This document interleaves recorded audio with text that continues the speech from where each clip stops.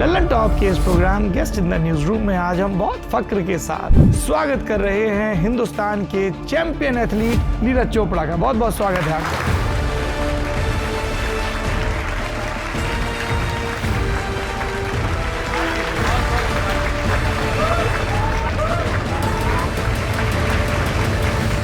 जब पहला अवार्ड जीत के आए उसके बाद से एक अलग मोटिवेशन रहता होगा। एक बार पोडियम में चढ़ने के बाद का तो चस्का अलग है ना। पोडियम पे चढ़ने का अलग है जी, पर जो गोल्ड मेडल और जो नेशनल एंथम बजता है वो चीज़ अलग है। जब नेशनल एंथम बज रहा था रोंगटे खड़े होने करने वाला मोमेंट होता है। अभी भी मतलब सोचते हैं तो वो हो जाता है। आप बोल रहे हैं, हम सब लोग एकदम रोमांचित हो रखे। नेशनल एंथम बजता है तो वो फीलिंग अलग है, राष्ट्रगान बजना अपना।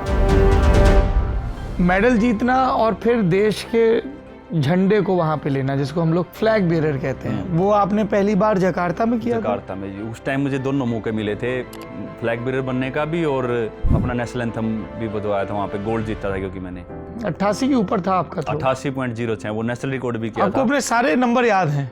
ऑलमोस्ट। वैसे मेरा मैथ बहुत खराब था। हाँ, पर अपने नंबर ठीक ये नंबर मैं ठीक कर लेता हूँ। फिर उसके बाद बाहर आए तो एकदम तो फिर तो दुनिया ही बदल गई होगी। अपना नेशनल एंथम वहाँ पे बजा और वो तो फिर कंप्लीट ही हो गया था पूरा, ऐसा लग रहा है सब कुछ। तो बहुत ही रोना आया? रोया नहीं मैं अभी तक जी। रोना आता है लेकिन मैं कोशिश भी करता हूँ कि थोड़ा रो लूँ थोड़ा, और लोगों को वो होगी देख के और अच्छा लगेगा कि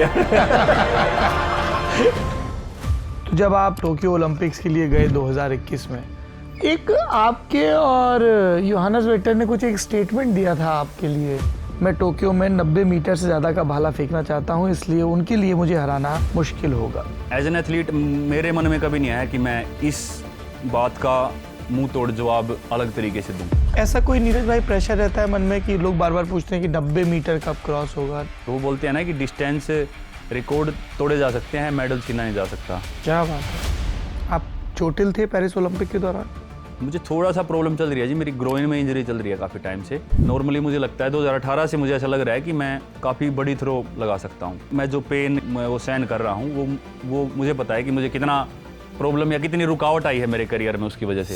ऐसा कभी कोई दबाव या कोई ऐसी बात अगर किसी ने आपको कही हो जो मन में रहती हो, जो मोटिवेशन बनाए रखती हो कि गोल्ड या सिल्वर तो लाना ही लाना है? ऊपर वाले की कृपा से सब ठीक ही होता रहा है, मेडल जीतते हैं हमेशा। बल्कि मेरा तो सिल्वर मेडल एक तरह से लोगों को ऐसा लगा कि डाउनफॉल के तौर पे ले लिया सिल्वर मेडल को यार ओलंपिक के। अरे नहीं बिल्कुल नहीं, अरे सच बता रहा हूँ आपको। और वो जो थ्रो फेंकने के बाद का आपका रिएक्शन होता है उसकी भी बड़ी चर्चा होती है, जो आप एकदम बिल्कुल अर्ली सेलिब्रेशन नहीं है वो, बस एक कॉन्फिडेंस है कि अच्छी थ्रो चली गई। टेक्निक पता नहीं कैसी होगी, थ्रो फेंकने के बाद मैं उल्टा ही मुड़ जाता हूँ, तो वो थोड़ा सा मेरे कोच बोलते कि ऐसा मत किया अगर, ये गलत है टेक्निक।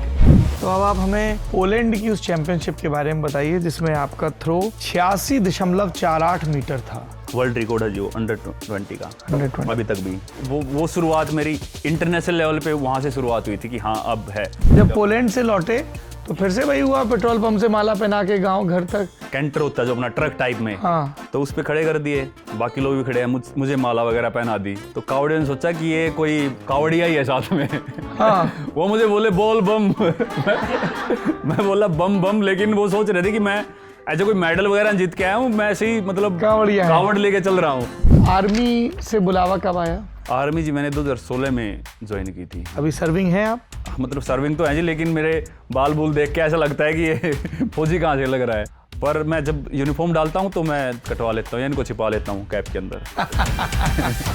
अभी तो ऐसे मेला सा लगा रहता होगा कोई भी कि अरे नीरज चोपड़ा का घर कहाँ है, हम मिलने आ जाएं। रिले बनाते सीधा घर में घुस जाते हैं, फिर इस तरीके से घुसते हैं जैसे भाई अपना ही है, चलो हेलो गाइस, हम ओलंपियन नीरज चोपड़ा के घर में आए और घुस गए हैं। घुस गए। भाषा का किस तरह से मसला आता है नीरज भाई? अंग्रेजी में ही बोल लेता हूँ जी अभी। हाँ, काम चला लेता हूँ बढ़िया। बात समझ में आनी चाहिए। हाँ, तो इंग्लिश है तो रोजर फेडरर उनके साथ या किसी को मिलता हूँ तो इंग्लिश में proper I can speak English. Brought to you by Stage, क्योंकि बोली में अपनापन है। देखो 300+ HD show, movies, web series और भी बहुत कुछ सिर्फ अपने पसंदीदा स्टेज ऐप पे। ये शहर पंचकूला है, जगह का नाम ताऊ देवीलाल स्टेडियम है और यहाँ एक बालक है जो ट्रेनिंग के लिए आया है।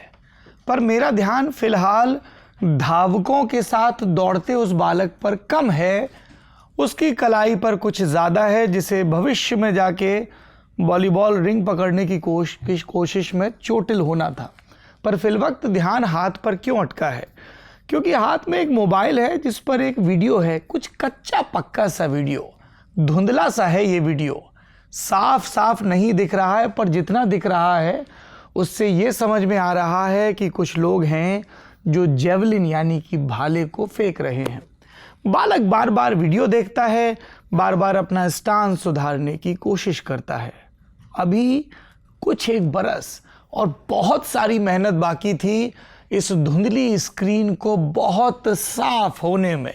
अभी कुछ बरस बाकी थे जब टोक्यो के ओलंपिक में तमाम प्रत्याशाओं को, तमाम रिकॉर्ड्स को, तमाम संभावित चैंपियंस की दावेदारी को धता बताते हुए इसे सबसे लंबी दूरी का भाला फेंकना था और पहली बार एथलेटिक्स में देश के हिस्से गोल्ड मेडल आना था।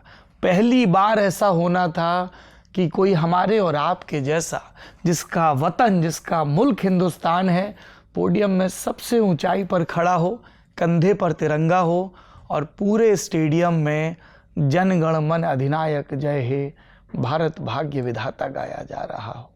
लेकिन उस पोडियम तक पहुंचने का सफ़र बड़ा मुश्किल था। क्यों? क्योंकि कई दफ़ा कांख में प्याज छिपाया कि बीमार पड़ जाए, बुखार आ जाए, स्कूल ना जाना पड़े, पर बुरा हो उस प्याज का ये टुटका काम नहीं आया। कितनी दफ़ा तो साइकिलें चलाई, कहाँ कहाँ जाकर जिम किए, लेकिन वज़न था कि कमबख्त काबू में ही नहीं आ रहा था। वो तो भला हो, एक दिन जयवीर भाई साहब, मोनू भाई साहब मिल गए, उन्होंने कहा तो 35-40 मीटर का भाला फेंक दिया और वहाँ से दिशा बदल गई। पर इस दिशा बदलने में बहुत सारा संघर्ष था। कितनी नाते रिश्तेदारियों के ब्याह शादी छोड़ने पड़े, कितने सपनों को सुस्ताने के लिए किनारे रखना पड़ा।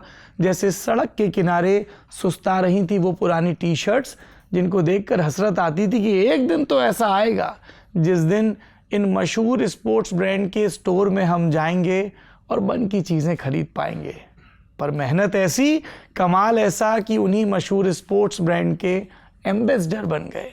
कितना फ़ख्र होता है जब उनके नाम के पहले हम परिचय में कभी सेना की रैंक बोलते हैं, सूबेदार मेजर, कभी नागरिक सम्मान बोलते हैं, पद्मश्री, कभी खेल का सबसे बड़ा सम्मान बोलते हैं, खेल रत्न। कितना शानदार होता है जब एक ही कांधे पर 2-2 ओलंपिक मेडल नज़र आएँ, और ऐसा करने वाले भी मेडल की वरीयता के क्रम में वो पहले भारतीय हैं। कितने ही मायनों में वो पहले हैं और कितने ही मायनों में वो उस विशाल परंपरा का हिस्सा हैं जो गांव देहात से उपजती है, जहां पर हमारी कुंडली में, हमारे भाग्य में सिर्फ और सिर्फ मेहनत लिखी होती है। किसान पृष्ठभूमि, स्कूल से छुट्टी लेना ताकि धान और गेहूं की कटाई हो सके, जब तब घर वालों से शैतानियों के लिए डांट खाना, कुर्ता पजामा पहन के निकलें तो किसी का सरपंच बोल देना और इस बात का उतना अच्छा ना भी लगना। इस तरह की कितनी ही बातें हैं जब क्वालिफाइंग राउंड से पहले इंजरी हो जाती है। कितनी ही दफ़ा वो मुश्किल फ़ैसला लेना पड़ता है कि स्पॉन्सर्स के दबाव में नेशनल खेलने जाना है या मना कर देना है। हाँ और ना के बीच का फ़र्क सबसे बड़ा फ़र्क है। ये उन चंद फासलों का फ़र्क है जिन्हें हम अंततः दम साधे देखते हैं, और ये अगर कुछ एक दिन लेट हो जाए तो अफसोस होता है, क्योंकि रियो ओलंपिक की कट ऑफ डेट निकल गई थी। पर खुशी भी होती है कि जूनियर लेवल पर क्या शानदार रिकॉर्ड कायम हुआ। ये खुशी और भी स्वर्ण अक्षरों में लिखी जाती है 4 बरस बाद, जब टोक्यो के ओलंपिक में, जो कि कोविड के चलते 1 बरस देर से हुए, हमारे हिस्से सोना आता है और पेरिस में एक बार फिर से चांदी आती है, चोट के बावजूद।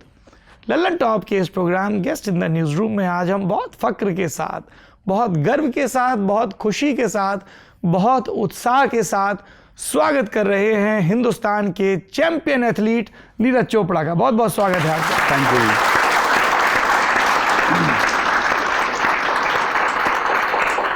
Thank you so much sir. एक सवाल है, जो आपने सारा बोला, ये देख के बोला या सब याद था? एक चीज़ें बड़ा गजब बोला। Thank you.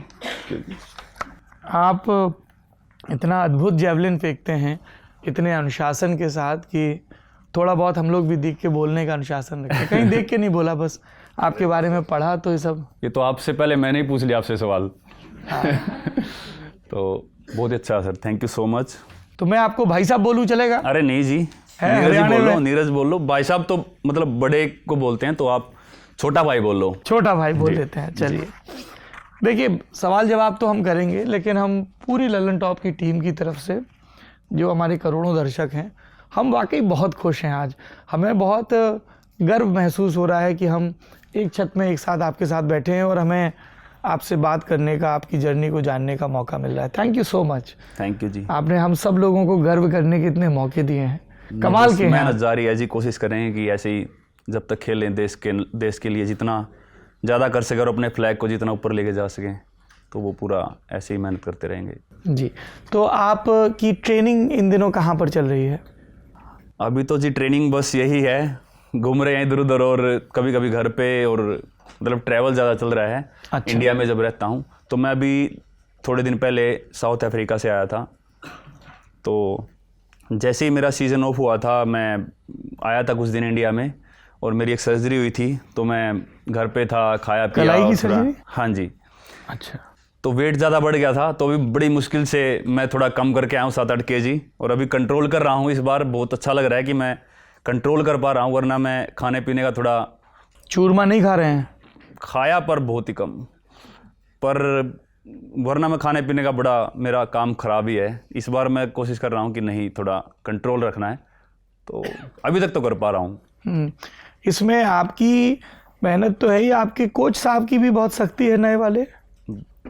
बिल्कुल जी, नए वाले कोच हैं। अभी तक उनके साथ मैंने फिजिकली ऐसे ट्रेनिंग स्टार्ट नहीं की है। वैसे वो प्लान वगैरह भेजते हैं और ऐसे कॉल पे बात होती है, पर अभी उनसे मिलूंगा मैं शायद। Jan Zelezny. हाँ जी, हाँ जी। World record, current world record उन्हीं का है। कितना है? 98 मीटर का?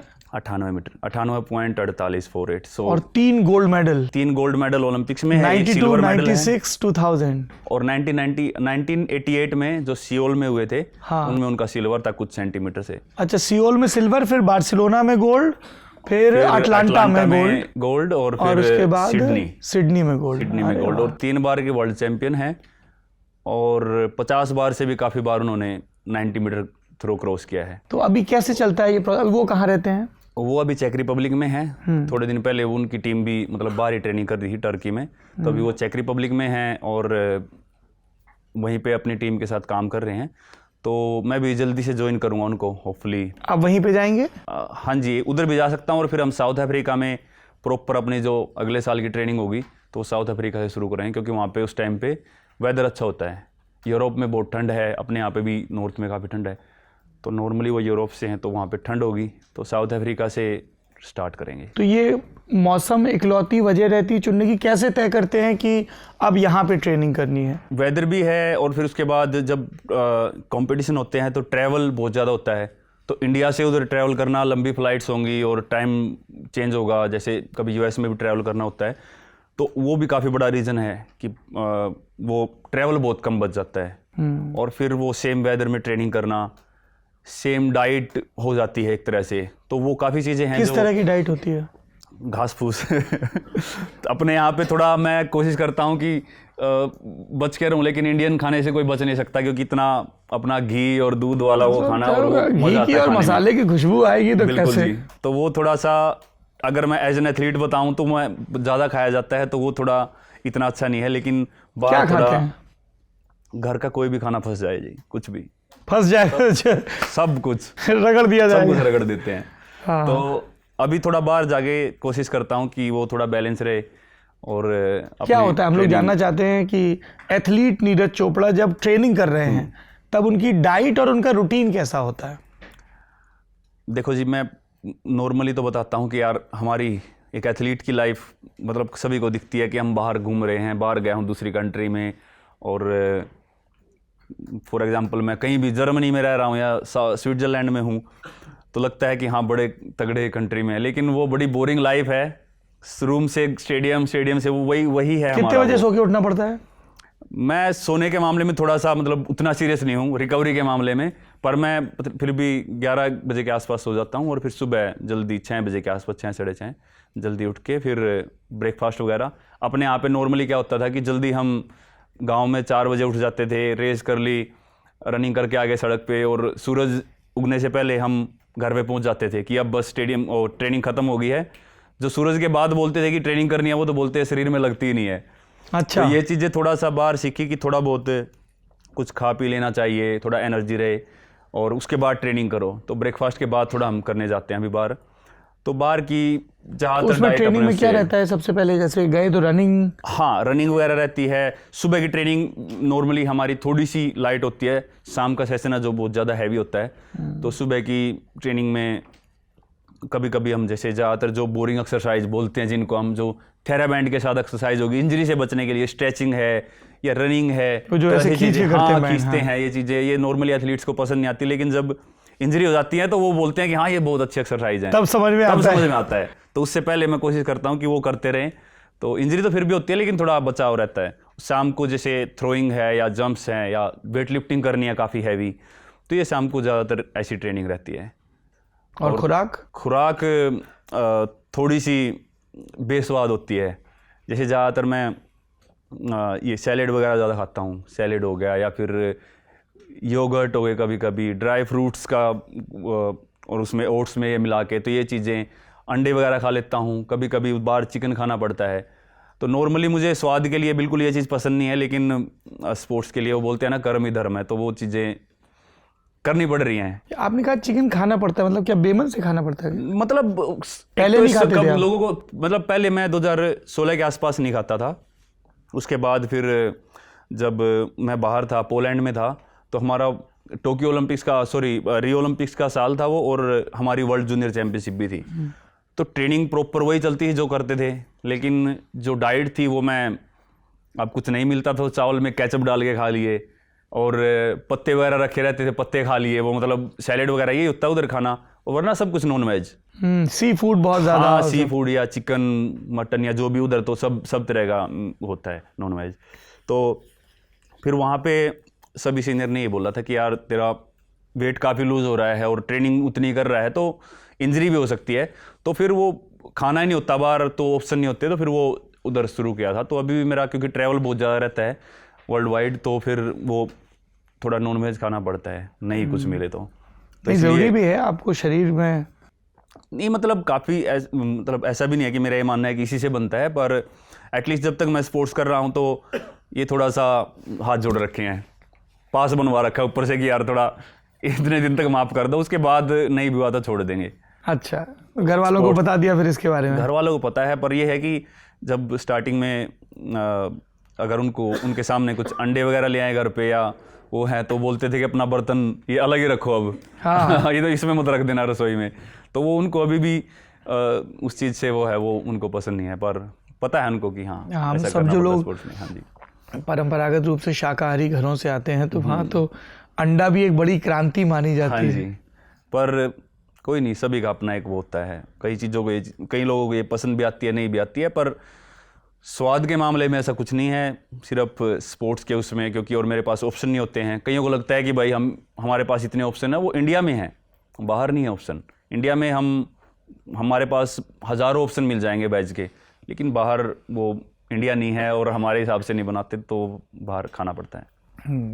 घर की बात हो रही है तो खांडरा की बात करते हैं। हाँ जी, अभी तो ऐसे मेला सा लगा रहता होगा कोई भी कि अरे नीरज चोपड़ा का घर कहाँ है, हम मिलने आ जाएं। हाँ जी, काफ़ी आते हैं लोग, बनाते हुए आते हैं ऐसे सड़क से घूमते हुए, तो ऐसे रीले बनाते सीधा, हाँ रीले बनाते सीधा घर में घुस जाते हैं, फिर इस तरीके से घुसते हैं जैसे भाई अपना ही है चलो। तो वो काफ़ी वो लगता है, पर हेलो गाइस, हम ओलंपियन नीरज चोपड़ा के घर में आए और घुस गए हैं। घुस गए। और मतलब मेरी फैमिली भी गांव से है, तो वो समझते हैं इस चीज़ को, तो वो सबको वेलकम भी है, सभी बैठते हैं वहाँ पे। ऐसा नहीं है कि कोई आया है और ऐसे चला गया है जी। तो सभी आते हैं, मिलते हैं घर वालों से भी। मैं भी नहीं होता हूँ तो उनको स्पेशल बैठा के वो किया जाता है। शहर में वो चीज़ नहीं होती है, बिल्डिंग्स में रह रहे हैं तो किसी की इतनी हिम्मत नहीं है कि वो अंदर घुस जाएं, तो पूरा प्रॉपर वो लगता है। लेकिन गाँव का ये कहीं ना कहीं ये चीज़ अच्छी है कि आज भी वो चीज़ जिंदा है कि कोई भी आए, आके सीधा आ सकता है। अच्छाई भी है, गलती ये है कि मैं अगर घर पे भी जाऊं और मैं सोचूं कि मैं फैमिली के साथ थोड़ा टाइम बिताना चाहता हूं और वो किसी को पता चल जाए कि आया हूं आसपास, तो सभी उसी टाइम पहुंच जाते हैं, तो फिर वो बैठना पड़ता है। तो यार दोस्त आते हैं या और भी लोग मिलने आ जाते हैं? सभी जिसको पता लग गया कहीं पे फोटो, अभी सोशल मीडिया का ज़माना है, एक ने डाल दिया कि यहाँ है तो पता लग जाता है कि गांव में घर पे आया है, तो सभी आ जाते हैं फिर। और जो टाइम वो फैमिली को देना था वो फिर सभी उनके लिए हो जाता है फिर डेडिकेटेड। नीरज भाई, जब कोई चैंपियन एथलीट आता है तो हम उनकी ज़िंदगी, उनकी ट्रेनिंग उपलब्धियों के बारे में पूछते हैं, पर एक जो बड़ी ताकत होती है हम सबके पीछे, वो हमारे परिवार की ताकत होती है। आपके मैंने कई पुराने इंटरव्यूज़ भी देखे इसके इंटरव्यू की तैयारी के लिए। हम चाहते हैं कि आप हमें थोड़ा विस्तार से अपने पिता श्री सतीश कुमार जी के बारे में, अपनी माँ श्रीमती सरोज देवी के बारे में बताइए। वो कैसे स्वभाव के हैं, कैसा आपका बचपन रहा, और अब जब आपने इतना नाम देश भर का रोशन किया तो बहुत खुश रहते होंगे, या अभी भी किसी बात पे कभी डांट पड़ जाती है? नहीं, मतलब वो वैसे ही रहते हैं और उनको प्राउड है कि मैंने किया है और कंट्री के लिए मैं कुछ कर पाया। और बड़े सिंपल हैं आज भी, जैसे गांव से नॉर्मल होते हैं लोग, वैसे ही हैं। जैसे पापा जी हैं, स्टार्टिंग से ही हम मतलब फार्मर फैमिली से बिलोंग रखते हैं। क्या क्या होता है खेत में अपने? खेत में गेहूं और धान ही है ज़्यादातर, मतलब अपने हरियाणा में तो ज़्यादातर इसी पे होता है। कभी कभी गन्ने वो कर लिए, जवार कर लिया, लेकिन ज़्यादातर गेहूं और धान में ही होता है। तो वो, और आपको बता दूं, वह पता भी होगा, सभी को पता है कि हमारी जॉइंट फैमिली है, सभी साथ में रहते हैं। अरे वाह, बहुत बढ़िया। उनसे छोटे 3 भाई हैं, तो अंकल पापा सभी साथ में रहते हैं, आंटी और जो मेरे कजन्स हैं, दादाजी, सभी साथ में एक ही घर में रहते हैं। तो बहुत ही अच्छा माहौल, अगर कोई बाहर से ना भी आए वैसे भी माहौल अच्छा ही रहता है, रौनकें लगी रहती हैं। हाँ, रौनकें रहती हैं, तो बहुत मज़ा आता है जी। और माँ है वो स्टार्टिंग से ही घर पे हाउसवाइफ, अपना घर का संभालना उन्होंने स्टार्टिंग से ही वो है। और बस वही है जी, यही बैकग्राउंड। ऐसा कोई गवर्नमेंट जॉब या उस चीज़ में या कोई एथलीट रहा हो, ऐसा कुछ नहीं है। मैं ही पता नहीं कैसे, क्या डिसीजन लेना था, कैसे होना था, पता नहीं कैसे हुआ, मुझे भी नहीं पता जी। क्या आपको भी वैसा था जैसे हरियाणा में हम देखते हैं, पश्चिमी उत्तर प्रदेश, राजस्थान में भी, पंजाब में भी, कि एक बचपन से होता है कि फौज में भर्ती होना, तो बच्चे भर्ती की तैयारी करते हैं, सड़क के किनारे किनारे, नहर के किनारे किनारे दौड़ते हैं।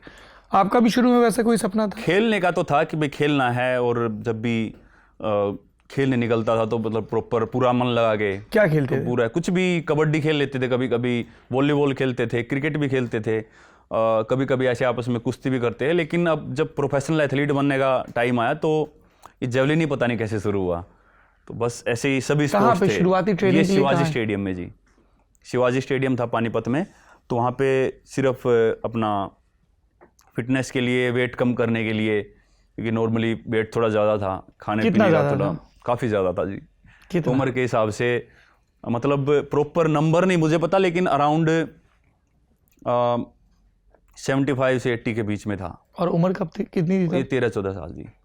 तो मतलब वैसा नहीं था कि सिर्फ पेट पे है, जैसा आपके यहाँ पे वो रखे हुए थे और रूम में मैं था। हाँ, वो कलाकृतियाँ रखी हुई हमारे गेस्ट रूम में, जिसमें नेताओं के पेट निकले हुए हैं। जी जी। तो वैसा नहीं था, लेकिन पूरा मतलब ऐसे थोड़ा बल्कि, हाथ पैर ऐसे वैसे वाला। हाँ, तो फिर उस पर काम किया, मेहनत की, और फिर थोड़ी फिटनेस ठीक हुई, तो फिर देखा कि हाँ मुझे क्या करना चाहिए। फिर वो जेवलिन मुझे पसंद आया कि हाँ यार अब इसमें करना है। कैसे पहली बार जेवलिन कब पकड़ा हाथ में? 2011 में, 2011 की स्टार्टिंग में। तो ऐसे ही कुछ दोस्त थे, वो 14 साल के थे आप? हाँ, 13-14 साल का। तो कुछ दोस्त थे वो ऐसे ही कर रहे थे, मतलब उस टाइम दोस्त नहीं थे, वो फिर बाद में बने। तो मैंने देखा कि वो थ्रो कर रहे थे और वैसे जा रही थी काफ़ी दूर तक, 55-60 मीटर तक का थ्रो कर रहे थे वो। तो वो देख के मुझे लगा कि यार मुझे भी ये करना है। तो ऐसे नॉर्मली धीरे धीरे उनसे बात हुई और फिर थ्रो करना स्टार्ट किया। तो फिर ऐसे शुरुआत हुई थी, मतलब बिना किसी प्लानिंग के हुआ सब कुछ। ऐसा है, ऐसा कुछ था नहीं कि मुझे जेवलिन ही करना है, या घर पे किसी ने बोला है, या बल्कि घर वाले तो या सभी ये बोल रहे थे कि यार ये है क्या कर रहा है, कुछ और कर ले, बॉक्सिंग, कुश्ती, जो मतलब अपने वहाँ पे नॉर्मली होता है, डीसीपी लग जाएगा। हाँ, मतलब वही हो जाता है कि नौकरी की तरफ देखते हैं सबसे पहले तो। और बस वही था कि मन किया कि भाई हाँ इसी में कितनी मेहनत करनी पड़े, अब इसमें करेंगे, एंड तक जाएंगे। तो वो ऐसे शुरुआत हुई। आपको अपना पहला टूर्नामेंट याद होगा जेवलिन का? हाँ जब जी। पहली बार आपने कब हुआ था ये? 2012 में कहाँ नेशनल पे? खेला था मैं फर्स्ट, लखनऊ में। अच्छा, तो वहाँ पे अंडर हरियाणा 16 की खेला जर्सी था। पहन के गए थे? हाँ, अंडर 16 खेला था मैं, और मैंने वहाँ पे नेशनल रिकॉर्ड किया था, फर्स्ट नेशनल अपने जेवलिन के पहली नेशनल बार में ही? हाँ जी। तो अंडर 16 का नेशनल रिकॉर्ड मैंने तोड़ा था, 68.46 मीटर थ्रो किया था। वाह, तो तो वहाँ तो बड़ी धाक होगी, अरे साहब हरियाणा से आया ये लड़का। क्योंकि हम लोग नहीं, देखते हैं ना इस धाक तरह तो के जी, नेशनल मतलब- वेशनल में जो चैंपियन लड़के होते हैं उनकी बड़ी धाक रहती है। हाँ, पर धाक तो मतलब उतनी नहीं बन पाई, क्योंकि वो फिर अंडर 18 अंडर 20 के जो लड़के थे उन्होंने भी काफ़ी, जैसे अंडर 18 में जिसने गोल्ड जीता, और अंडर 20 में खासकर एक लड़का था राजेश कुमार बिंद करके, अपना तो आर्मी से ही था, तो उसने 80 मीटर थ्रो किया था। तो 80 मीटर उस टाइम पे इंडिया में नॉर्मली देखने को नहीं मिलता थ्रो, तो मेरी धाक तो ख़त्म हो गई थी अगले दिन ही जब उसने वो थ्रो किया। वैसे अच्छी थ्रो थी, जब नेशनल रिकॉर्ड हुआ था तो काफ़ी बढ़िया, तो शुरुआत काफ़ी अच्छी हुई थी। फिर उसके बाद ट्रेनिंग वगैरह कहाँ, पंचकूला कब पहुँचे आप? पंचकुला में 2011 में ही गया जी, जब पानीपत थे। पानीपत से थोड़े दिन जो हमारे जयवीर भाई साहब है, मोनू भाई साहब जो हैं, ये भी एथलीट हैं? हाँ, ये मतलब अपना जेवलिन ही करते हैं, जिनके साथ मैंने शुरू किया था। तो वो थोड़े दिन हम जालंधर गए, वहाँ पे नहीं बन पाया इतना। वहाँ वो पे कहाँ गए थे? जालंधर में एक स्टेडियम है, वहाँ पे सिंथेटिक ट्रैक था, तो वहाँ से फिर वापस आके फिर मैं पंचकुला चला गया था। तो वहाँ से मेरा असली स्पोर्ट्स का प्रॉपर स्टार्ट हुआ, क्योंकि वो पूरा जो नर्सरी और हॉस्टल था वो स्पोर्ट्स के लिए ही था पूरा। तो वहाँ नीरज पे- भाई, कई दर्शक ये जानना चाहते हैं, जैसे बच्चे बहुत सारे देख रहे होंगे, लड़के लड़कियां, कि साहब हमें खेल के लिए करना है सब, ये कैसे प्रोसेस वर्क करता है? क्योंकि ज़्यादातर को उस भट्टी में झोंक दिया जाता है कि पढ़ाई करो, बोर्ड एग्जाम है, टाइम मत वेस्ट करो, खेलने कूदने से कुछ नहीं होगा। तो ये इसमें घर वाले कितना इन्वॉल्व रहते हैं, कोच कितना, कि अच्छा अब यहाँ जाना है, पैसा कितना लगता है, रूट सिस्टम कैसे वर्क करता है ये? नहीं, मुझे लगता है जी, 1 मिनट पी लूँ जी। हाँ हाँ, सबसे पहले तो फैमिली का ही होता है जी पूरा, कि फैमिली किस तरीके से बच्चे को सपोर्ट करती है। और दूसरी बात, अपने यहाँ पे जी स्पोर्ट्स को थोड़ा सा उस तरीके से देखा जाता था, पता नहीं अभी बदल गया है लोगों का, कि स्पोर्ट्स का सिर्फ ये मतलब नहीं है कि आप जाओ और ओलंपिक खेल के आओ या मेडल जीतो। स्पोर्ट्स तो वैसे ही होना चाहिए लाइफ में हर एक इंसान की। कोविड ने भी सिखाया, वो बहुत बड़ा सबक दिया है कि भाई हमारा फिजिकली हम स्ट्रॉन्ग होने चाहिए, हमारा इम्यून सिस्टम अच्छा रहना चाहिए। तो स्पोर्ट्स में तो हर एक को जाना चाहिए। दूसरी बात है, रही बात दोनों चीज़ों की, मुझे ऐसा लगता है कि दोनों बहुत अच्छे से मैनेज हो सकता है, स्टडी भी और स्पोर्ट्स भी। ये इसके बहुत बड़े एग्जांपल हमारे पास जैसे यूएस के एथलीट्स हैं, तो जो भी हमारे ये ओलंपिक्स में खेलने जाते हैं, तो यूएस से जो टीम आती है वो ज़्यादातर स्टूडेंट्स एथलीट्स होते हैं, यूनिवर्सिटीज़ में या जो पढ़ते हैं, और जो मेडल जीतते हैं वो भी सबसे ज़्यादा संख्या उन्हीं की होती है, जो स्टूडेंट्स भी होते हैं और एथलीट भी होते हैं। तो वो चीज़ें मुझे लगता है कि इंडिया में हमको प्रॉपर स्कूल को, यूनिवर्सिटी को वो चीज़ प्रॉपर मैनेज करनी आनी चाहिए, और वो एक बार हो गया तो स्पोर्ट्स में भी हम बहुत ऊपर जाएंगे और दोनों चीज़ें अच्छे से मैनेज हो सकती है। तो जो पेरेंट्स को लगता है कि पढ़ाई कर लो, ये यहाँ पे ही जाना है, तो वो मुझे लगता है कि उसका कारण ये भी है क्योंकि स्पोर्ट्स में या तो आप टॉप पे हो या उधर ही हो। आपने ओलंपिक तक पहुँच गए या अच्छी जगह पे आपने नाम बना लिया तो आप अच्छे लेवल पे पहुँच जाओगे, वरना अगर आप नेशनल तक हो आपको एक गवर्नमेंट जॉब ठीक सा मिल जाएगा, वरना तो जी काफ़ी स्ट्रगल है। मतलब काफ़ी ऐसे एथलीट्स हैं जो पढ़ाई छोड़ चुके हैं और स्पोर्ट्स में उन्होंने करियर बनाने की सोची, कुछ इंजरी होगी, बैठ गए, अभी तक उनको कुछ नहीं पता कैसा चल रहा है, और वो कोई कुछ काम कर रहा है, कोई किसी की रेडी है, कोई गांव में ही अपना नॉर्मल गुजारा कर रहा है। तो ये काफ़ी स्पोर्ट्स का एक चीज़ है जो मुझे लगता है कि हमको थोड़ा सा स्पोर्ट्स में करियर बनाने के साथ साथ थोड़ा सा अपना एजुकेशन का भी साथ में रखना चाहिए। अब मैंने भी उतना एजुकेशन का मैनेज नहीं किया, लेकिन मैं पहुंच गया, ओलंपिक तक गोल्ड आ गया, तो अभी ठीक है, अब इन चीज़ों का पता लग रहा है। लेकिन मैं खुद ये बोलता हूँ कि ये दोनों चीज़ें मैनेजेबल हैं और करनी चाहिए। और बाकी जो बच्चा लगता है कि इसमें टैलेंट है और ये स्पोर्ट्स में अच्छा कर सकता है, तो सबसे पहले तो मुझे लगता है कि प्रॉपर जो कोच हैं जो टैलेंट पहचान सकते हैं कि हाँ ये इस फील्ड में जा सकता है या जा सकती है, तो वही स्पोर्ट्स उसको उसी में जाने दें। कि कई बार अपने आप यही है कि जो बैकग्राउंड हमारा रहा है उसी में कि चलो यही करना है। किसी क्रिकेट में रहा है क्रिकेट में घुसा दो, कोई रेसलर रहा है रेसलिंग में, तो जिसका जो कोच बैकग्राउंड साहब का गेम रहा है उसी गेम से फिर हाँ वो अपने बच्चों को या उसको कि भाई यही करना है, या फिर ये देखते हैं कि अपना सपना इस पे पूरा करवाना है, तो वो चीज़ ठीक है। लेकिन वो स्पोर्ट्स अलग भी तो हो सकता है, शायद से उस स्पोर्ट्स में वो बहुत अच्छा कर सकते हैं बच्चे। तो वो थोड़ी सी चीज़ें हैं जो हमको थोड़ी मैनेज करनी चाहिए। ये हरियाणा में स्पोर्ट्स का कल्चर बहुत अच्छा है, मतलब बाकी प्रदेशों हाँ के जी। मुकाबले। इसकी क्या वजह लगती है? क्या गांव में स्टेडियम वगैरह बने हुए, कैसे काम करता है ये?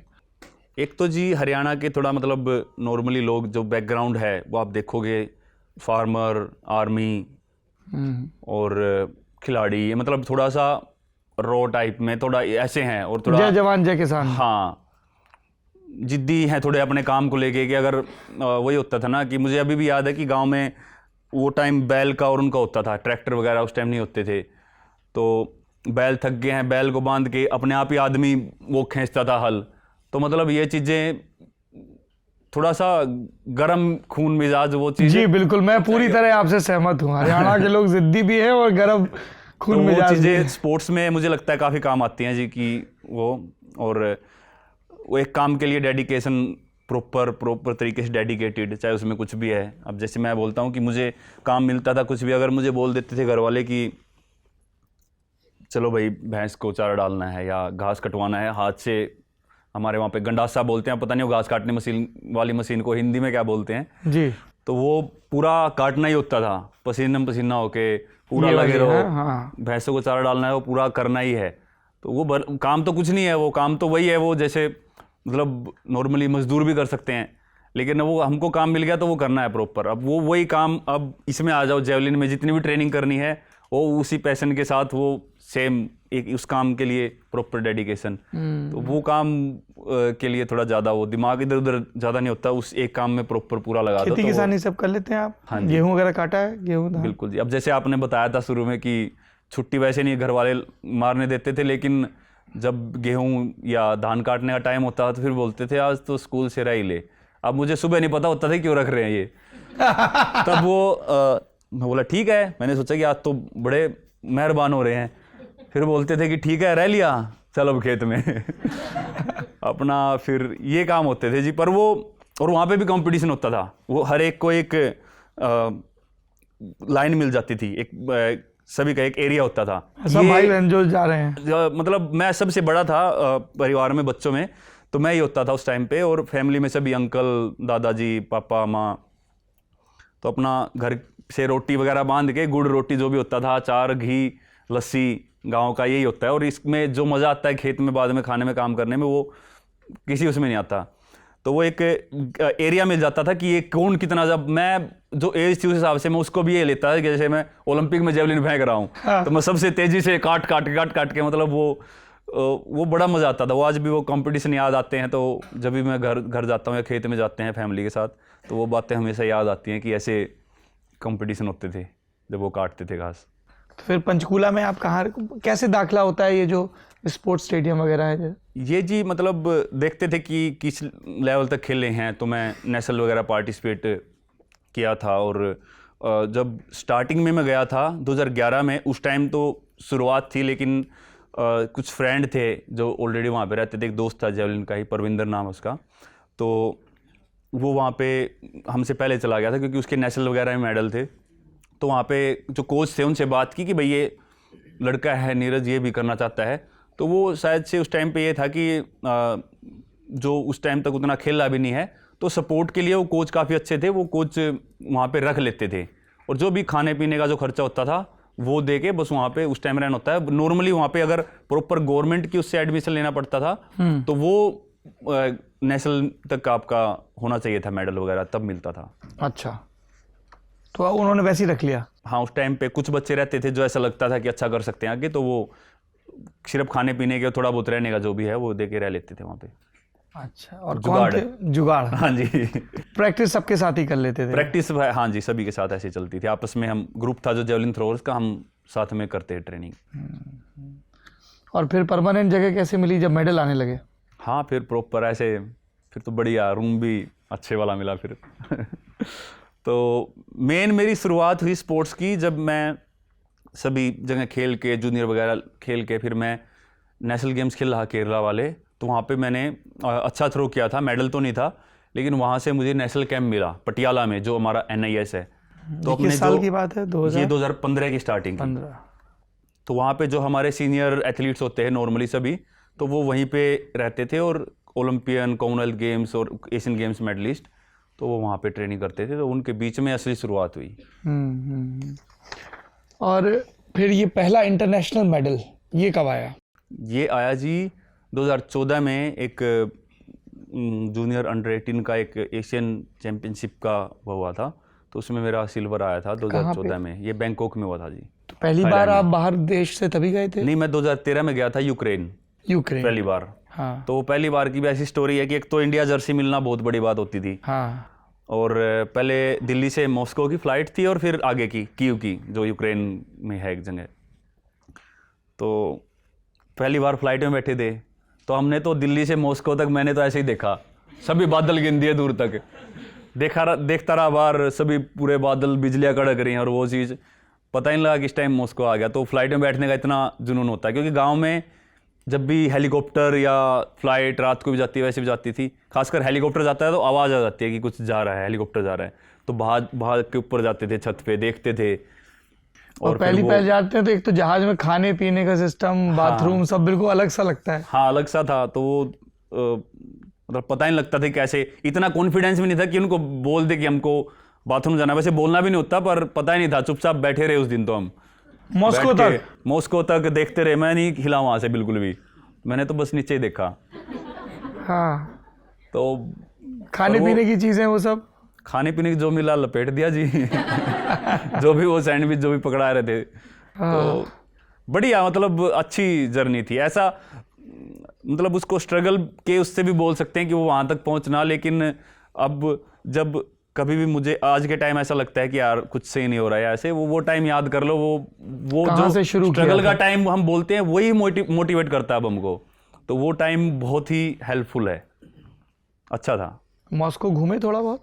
मॉस्को जी एयरपोर्ट पे घूमे, बाहर नहीं निकल सकते थे ना। नहीं, फिर वहां चले गए। हम वहां से फिर कीव गए, तो थोड़ा। जब आप पहली बार एक इंटरनेशनल टूर्नामेंट में गए, तो क्या दिखा आपको? जो बाहर से दूसरे देशों से, खासतौर पे विकसित देशों से जो एथलीट आते हैं, उनकी और हिंदुस्तानियों की तैयारी में कुछ फर्क होता था? नहीं, उनके सेटअप में, उनके सपोर्ट स्टाफ में क्या फर्क दिखता था? बिल्कुल जी, उनके साथ पूरा सपोर्ट स्टाफ, फिजियो और अलग अलग स्पोर्ट्स के अलग अलग इवेंट के अलग अलग कोचेज सभी आते हैं। किट वगैरह वो पूरी अपना प्रॉपर ब्रांडेड डाल के ऐसे लगते थे कि भाई हाँ तैयारी में आए हैं पूरा।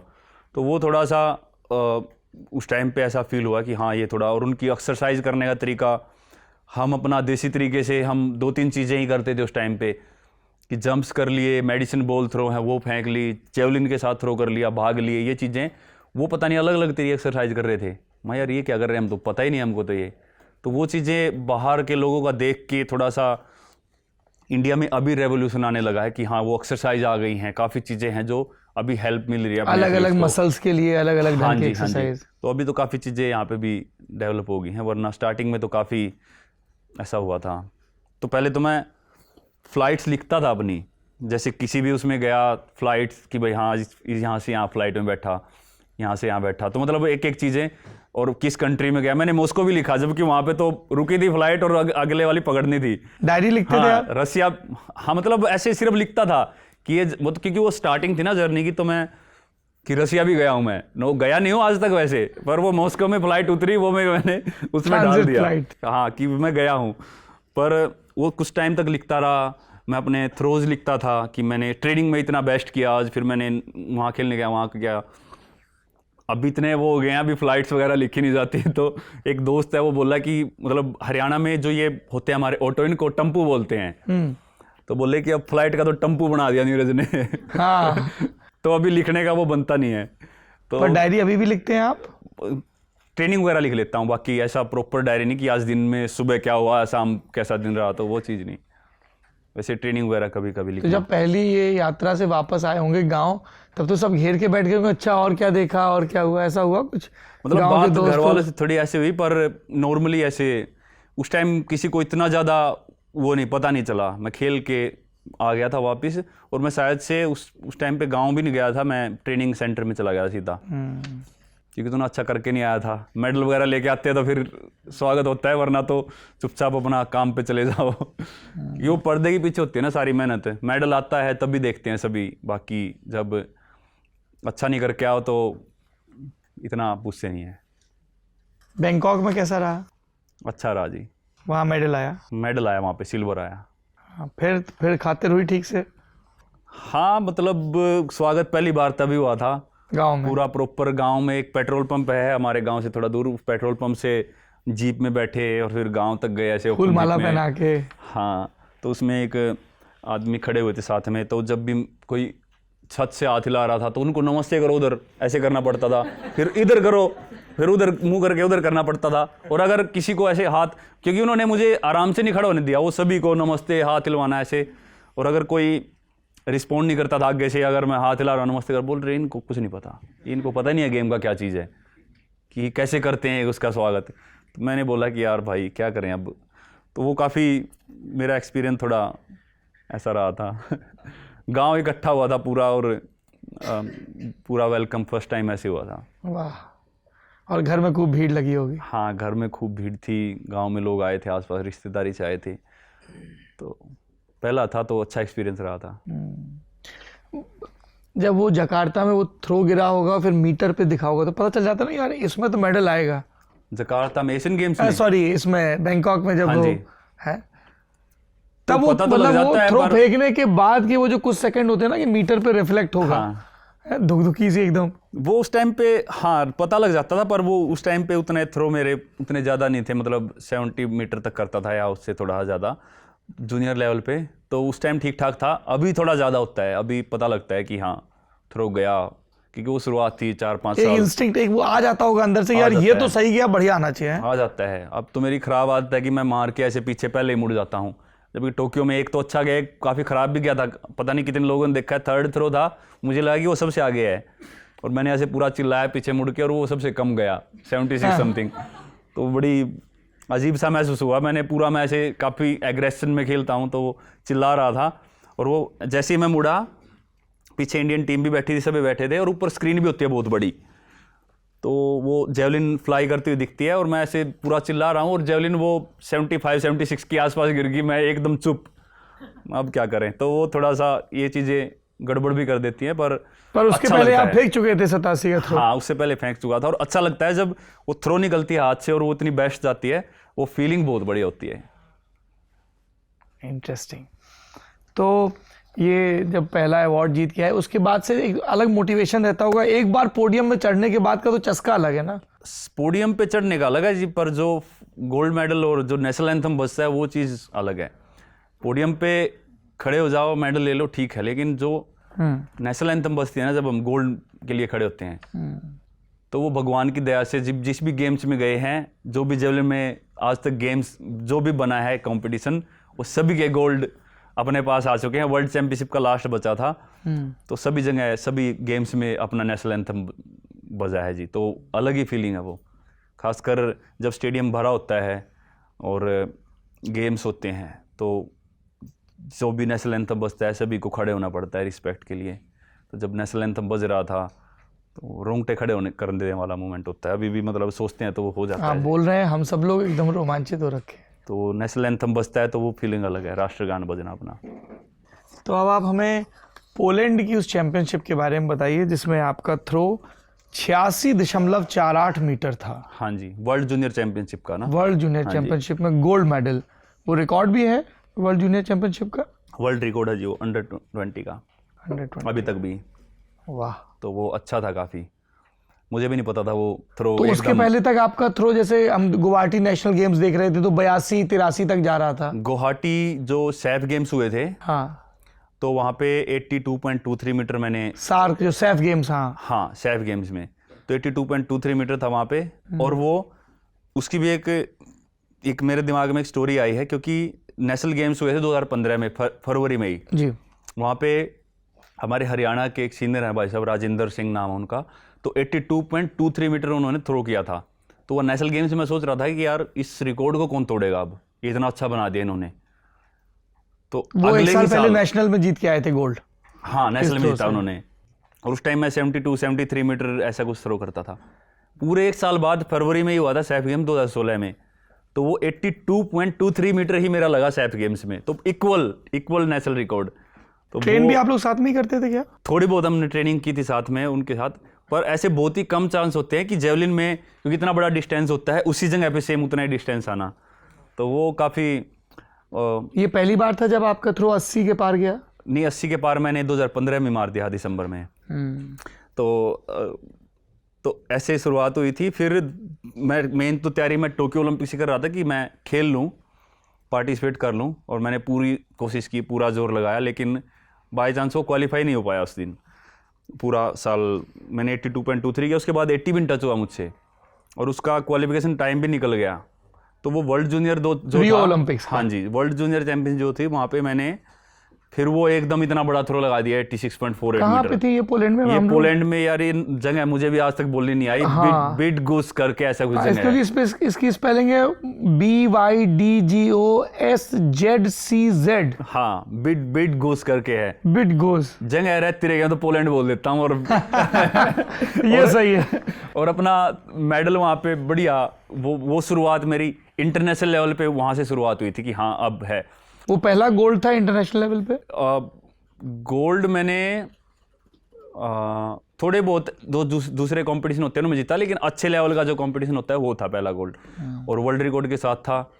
और जो वो थ्रो था, अगर मैं रियो में भी जाता तो वो वहाँ से मेडल लेके आते हम, क्योंकि वो थ्रो काफ़ी अच्छा था जूनियर लेवल पे भी। और 85 पे तो वैसे ही क्वालिफाई कर जाते हैं 83 मीटर का क्वालिफाई था जी रियो का, और अच्छा। मैंने 82.23 किया था, कुछ सेंटीमीटर से मैं नहीं जा पाया था, तो उसका दुख तो था, लेकिन उसने सारा दुख खत्म कर दिया फिर।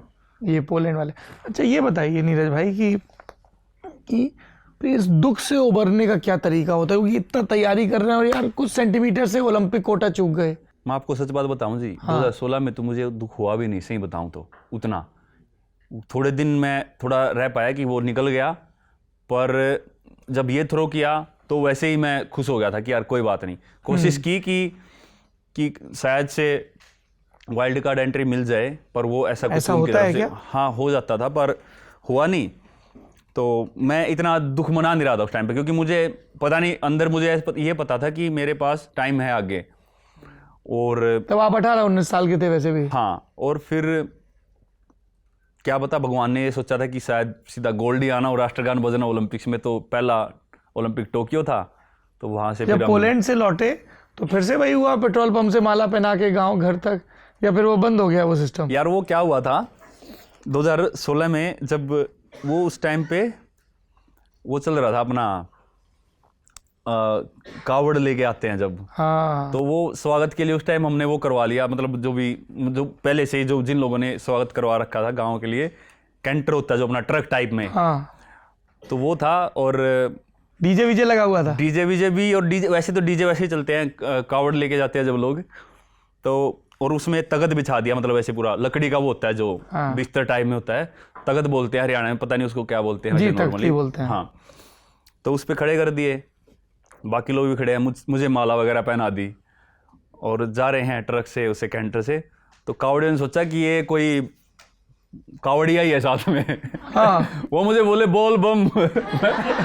मैं बोला बम बम, लेकिन वो सोच रहे थे कि मैं ऐसे कोई मेडल वगैरह जीत के आया हूँ, मैं ऐसे ही मतलब कावड़िया है। कावड़ लेके चल रहा हूँ। तो वो भी काफी फनी मोमेंट था। वो सभी ने, जितने भी कावड़िया मिल रहे थे, वो हमको यही बोल रहे थे, बोल बम फिर हम भी बम बम। तो हमने सोचा कि यार चलो, ये तो चीज़, ये पूरा जो आपका स्वागत करने का तरीका है और जो टारगेट है वो दूसरे उसमें बदल गया है। तो फिर गांव में जाके फिर नॉर्मली वो हुआ था, वरना तो काफ़ी फनी था वो। आर्मी से बुलावा कब आया? आर्मी जी मैंने 2016 में ज्वाइन की थी। ये पोलैंड की चैंपियनशिप के बाद? हाँ जी, हाँ जी। तो क्या प्रोसेस रहता है? उन्हीं की तरफ से चिट्ठी आई? तो नॉर्मली हाँ जी, कुछ कोचेज वगैरह थे, उनसे बात हुई। अपना स्पोर्ट्स कोटा अलग होता है हर एक जॉब में, तो उस टाइम वो अच्छी थी वो, तो मुझे डायरेक्ट उन्होंने जेसीओ लिया था, जूनियर कमीशन ऑफिसर। तो बढ़िया था, मुझे लगा कि हाँ अच्छा वो है, तो तब से मैंने आर्मी ज्वाइन की। और फिर अच्छा है, मतलब जब भी मैं आता हूँ कोई मेडल जीत के, तो मैं अपना सेंटर जरूर जाता हूँ। इधर ही राजरीफ अपना दिल्ली में ही है, तो वहाँ पे मैं जाता हूँ और सभी से मिलता हूँ। प्रॉपर मज़ा आता है जब अपना आर्मी जवान से, ऑफिसर से मिलते हैं, तो वो भी एक अलग तो मोमेंट अभी होता आप है। सूबेदार मेजर हैं, अभी सूबेदार मेजर हैं जी। अभी सर्विंग हैं आप? मतलब सर्विंग तो है जी, लेकिन मेरे बाल बूल देख के ऐसा लगता है कि ये फौजी कहाँ से लग रहा है। नहीं नहीं, वो तो normally सेना मैं- के लिए भी सम्मान की बात है कि हाँ उनका जी, एथलीट तो इतना अच्छा वैसे है। हूँ, पर नॉर्मली मैं ज़्यादातर अपना ट्रेनिंग या उस पर ज़्यादा हाँ टाइम हाँ, देता वो तो हूँ। जब आप स्पोर्ट्स में हैं तो एक बार एशियन गेम्स में मेडल जीत के आए थे, तो उस टाइम भी मेरे लंबे बाल थे, तो मैं सेंटर में गया, तो हमको जाना था सभी एथलीट्स जकार्ता में जो हुए थे, हाँ, तो सभी एथलीट्स को जाना था बिपिन रावत जी से मिलने। जनरल बिपिन हाँ रावत जी, जी। तो वो उस टाइम पे जनरल थे, तो सेंटर में बोले कि यार उनके पास जाना है तो आपको बाल काटने पड़ेंगे, ऐसे तो नहीं जा सकते। मैंने बोला कि ठीक है यार, काट दो। मतलब लंबे थे उस टाइम पे, काफ़ी टाइम लगा था करने में, तो उन्होंने सीधी कैंची रखी यहाँ पे, मतलब बिल्कुल छोटे करने के लिए। मैं बोला यार भाई निकाल इसको बाहर, देखते हैं, मैं बात करता हूँ सर से, मैं बोल दूंगा कि यार ऐसे ऐसे एथलीट का होता है। तो मैं ऐसे ही पहुँच गया उनके पास लंबे बालों में, पर उन्होंने मतलब काफ़ी अच्छे से वो डील किया था। मैंने बोला कि सर, मैंने जाते ही मेंशन कर दिया, उससे पहले वो करते कि सर लंबे बाल हैं, कोई होता नहीं। बोला यार तुम स्पोर्ट्स में हो, तुम एथलीट हो, तो कोई बात नहीं, चलता है। पर मैं जब यूनिफॉर्म डालता हूँ तो मैं कटवा लेता हूँ या इनको छिपा लेता हूँ कैप के अंदर। और यूनिफॉर्म कब कब डालते हैं, कोई खास मौके है क्या? कभी कभी जब आखिरी बार कब आपने यूनिफॉर्म पहना? जब वो स्टार लगे थे, अच्छा, रैंक लगा जब था। सूबेदार से सूबेदार मेजर हुए हाँ थे। जी। अरे तो वाह। लंबे बाल थे, थोड़ी देर का टाइम था, कर लिया ऊपर टोपी के अंदर छुपा लिए। थोड़ा कुछ दिन रुकना होता है या वैसे डालनी होती है तो फिर मैं कटवा लेता हूँ। पर ये आपके लंबी जुल्फों की भी बड़ी चर्चा होती है, बड़ा स्टाइलिश लगता है, एकदम स्वैग, जब आप दौड़ रहे हो, बाल भी हिल रहे हैं, हम लोग तो सब। बस पता नहीं, मुझे मतलब स्टार्टिंग से ही, जब बचपन से ही थोड़े बाल लंबे रखे हैं, तो वैसे ही वो है, बस ये ऐसा क्या कुछ वो संजय नहीं है। दत्त या किसी से इंस्पायर तो नहीं हो गए थे? किसी से नहीं जी, है कि किसी अपने आप ही मतलब ऐसे हीरो को देख के? ना, अपने आप ही ऐसे ही तो बड़ी संभाल भी रखनी पड़ती होगी लंबे बालों की। संभाली तो रखी जाए, जब तो जाने लग गए, देखो जा रहे हैं धीरे धीरे बाय टाटा बोल के।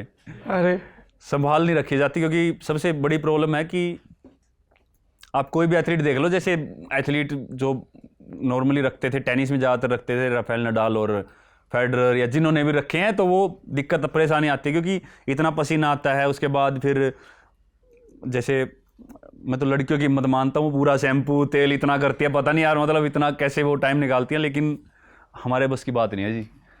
ट्रेनिंग करके आते हैं, वो पसीने ऐसे ही हैं, तौलिए से ऐसे सुखाए और सो गए नहा के, तो वो डेली धोने वाला और वो इतना होता ही नहीं था, तो वो फिर कमज़ोर होने लग गए। आपने नडाल का जिक्र किया, मुझे आपकी और रोजर फेडरर की मुलाकात याद आ गई। हाँ जी, कहाँ पे हुई थी ये मुलाकात? ज्यूरिक में जी, स्विट्जरलैंड में। तो ये किसी कोई इवेंट था, क्या था, कैसे मुलाकात हुई? वैसे नॉर्मली जैसे वो स्विट्जरलैंड से, वो भी स्विस टूरिज़्म का एम्बेसडर हैं, तो वो स्विट्जरलैंड से हैं, पर जैसे इंडिया से मैं एम्बेसडर हूँ स्विस टूरिज़्म का। अच्छा। तो वो उसके थ्रू मौका मिला था उनसे मिलने का, पर बात नॉर्मली हुई थी स्पोर्ट्स के बारे में, ऑफ कैमरा भी बात हुई थी, तो बहुत ही जेन्युइन इंसान भी है, और एथलीट तो सबको पता ही है, तो बहुत ही अच्छी मुलाकात थी और काफ़ी बढ़िया लगा था वो मिलकर। इंडिया तो वो कभी नहीं आए हैं ना? इंडिया नहीं आए हैं, मैंने पूछा था कि क्या कभी आप इंडिया आना चाहोगे, इंडियन फूड के बारे में मैंने उनको पूछा, तो बोले कि हाँ, इंडियन फूड मेरा हमेशा टॉप 5 में रहता है, मतलब कहीं भी मैं जाऊँ तो मैं इंडियन फूड को हमेशा कोशिश करता हूँ। ज्यूरिक में तो कुछ बड़े अच्छे इंडियन रेस्टोरेंट भी हैं। हाँ जी, पर वो बोल रहे थे कि मेरा मन है कि मैं कभी आऊँ इंडिया में। राजस्थान उन्होंने देखा होगा, राजस्थान काफ़ी वो है अच्छा, अच्छी प्लेस, तो उसके बारे में बोल रहे थे। मैंने बोला कि आओ जी, मैं आए घुमाता तो हूँ हरियाणा आपको ही जीप बुला में। लेंगे गाँव पे उनको। उन्होंने रैकेट दिया था अपना मुझे, खेला हुआ। अरे वाह, काफ़ी बढ़िया, अच्छा, अच्छी तो मुलाकात संभाल के थी। रखा है आपने? बिल्कुल जी, करेंगे, उसको फ्रेम करवाएंगे और प्रॉपर हाँ, करवाएंगे। बढ़िया बढ़िया बढ़िया। तो फिर उनको भी वैसे वो कांवड़ वाले ट्रक में तखत पे खड़ा करके नहीं यार, उनको कोई बोल पसंद बा- नहीं, उनको नहीं पसंद आएगा। वो तगत पे चढ़ा दिया तो बोलेंगे यार कहाँ फंसवा दिया इन्हें मैं। लेकिन वैसे अगर मौका मिला घर पे लेके जाने का तो ज़रूर लेके जाएंगे। कुछ मतलब काफ़ी मौका मिला है ऐसे एथलीट से मिलने का। और कौन कौन से महान एथलीट से मिले आप? एथलेटिक्स अलग में तो अलग ट्रैक एंड खेल फील्ड के? में तो ऑलमोस्ट सभी को यूसेन बोल्ट से? यूसेन बोल्ट तो 2018 में मैं डायमंड लीग खेल रहा था मोनाको में। हाँ। तो वो सेम वो उस टाइम भी मतलब खेल रहे थे, उसके बाद रिटायरमेंट ली थी। हम्म तो एक सेकंड, 2018 में नहीं, 17 में, हम्म 17 में मोनाको में हुई थी। तो तब वहाँ पे वो ऑलमोस्ट उसका लास्ट कंपटीशन था, हम्म। तो वो उसके बाद उन्होंने रिटायरमेंट तो आप मिले उनसे जाके?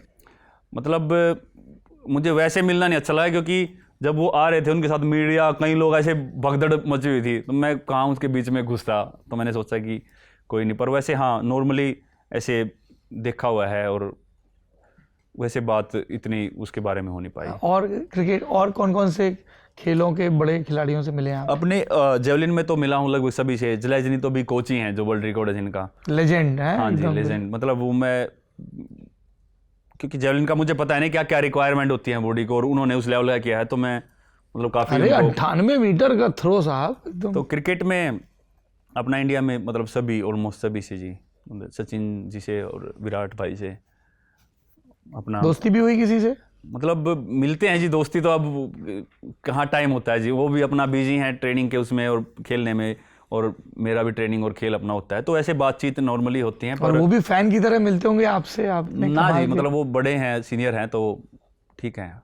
एज ए फैन तो नहीं, एज ए एथलीट, और वो एक मोमेंट होता है एज ए फैन। मतलब पता नहीं, मुझे जलेजनी के साथ ही लगा एज ए फैन वाली मोमेंट। तो नहीं, पर ये सब लोग जब आपसे मिलते होंगे, पता मान नहीं, वो लीजिए तो वही विराट कोहली भी बताएंगे, मैं आपसे तो- मिलते होंगे, तो वो भी तो फैन क्या रहे भाई, आप ओलंपिक गोल्ड और सिल्वर जीत के मुझे नहीं पता जी, वो वही बता सकते हैं। पर मैं एक भाई की तरह, मतलब नॉर्मली, कि अपने इंडिया के एथलीट हैं, और प्राउड फील होता है कि वो इतना अच्छा करते हैं। और अपने सुनील भाई से, सुनील छेत्री भाई से जी, तो उनके वो आए साथ- हमारे प्रोग्राम में। हाँ जी, हाँ जी। तो वो उनसे मिले, घर पे भी गए थे पिछली बार, और पेरिस ओलंपिक्स के बाद भी वो मिले थे उधर, तो काफ़ी बढ़िया। बहुत उनसे ही बात मजेदार करके है। बहुत मज़ा आता है। हाँ। हाँ जी। मेडल जीतना और फिर देश के झंडे को वहां पे लेना, जिसको हम लोग फ्लैग बेरर कहते हैं, वो आपने पहली बार जकार्ता में किया था? जकार्ता में जी। उस टाइम मुझे दोनों मौके मिले थे, फ्लैग बेरर बनने का भी, और अपना नेशनल एंथम भी बजवाया था वहाँ पे। गोल्ड जीता था, क्योंकि मैंने 88 के ऊपर था आपका थ्रो। 88.06, वो नेशनल रिकॉर्ड भी किया आपको था अपने सारे नंबर याद हैं? ऑलमोस्ट। हाँ, मैं वही देख रहा हूँ कि आपने पूरा लाइफ तो इसी चीज में लगा कि देना, आपने तो ये- गुवाहाटी का भी एग्जैक्ट बताया, जकार्ता का भी एग्जैक्ट हाँ, बताया। ये नंबर ऑलमोस्ट मुझे याद है जी। अच्छा। वैसे मेरा मैथ बहुत खराब था। हाँ, पर अपने नंबर ठीक ये थे। नंबर मैं ठीक कर लेता हूँ। मुझे नहीं पता था कि ये पॉइंट्स वगैरह कहीं लाइफ में काम भी आने वाले हैं, उस टाइम पढ़ता था। लेकिन ये अभी 86 इतना 88 पॉइंट इतना, तो वो चीज़ अभी काम। फिर उसी साल अर्जुन अवार्ड मिला आपको? मुझे हाँ जी, 2018 में कॉमनवेल्थ गेम्स, एशियन गेम्स दोनों में गोल्ड था, तो फिर अर्जुन अवार्ड मिला था उस टाइम। नाइस। अब आते हैं ओलंपिक पे। हाँ जी। पर उसके पहले आपको एक इंजरी हो गई थी।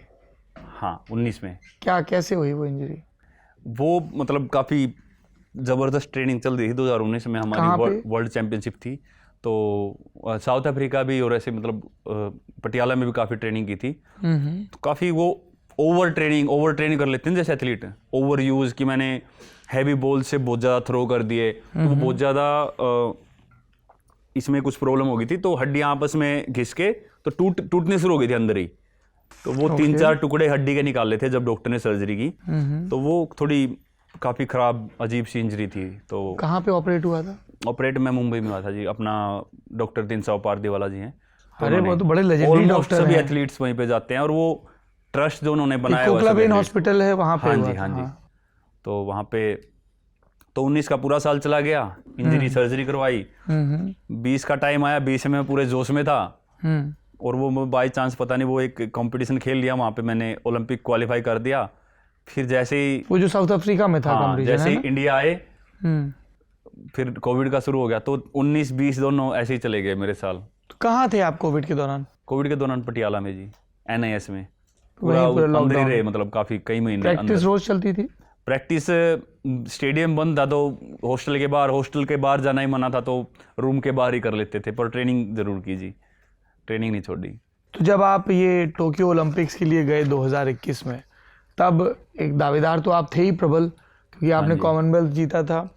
और ये पर कई ये भी बातें चल रही थी कि साहब वो जो वेटार हैं, वेटार ही नाम है ना? वेटर, हाँ जी, योहानस वेटर। योहानस वेटर, वो लगातार 90, जब हम लोग भी जब देख रहे थे वो हम टोक्यो इनको ओलंपिक- जोहानस वेटर बोलते हैं या चैन जलेजनी बोलते हैं, पर ये जे को वाई प्रोनाउंस करते हैं, कुछ ऐसा कुछ है।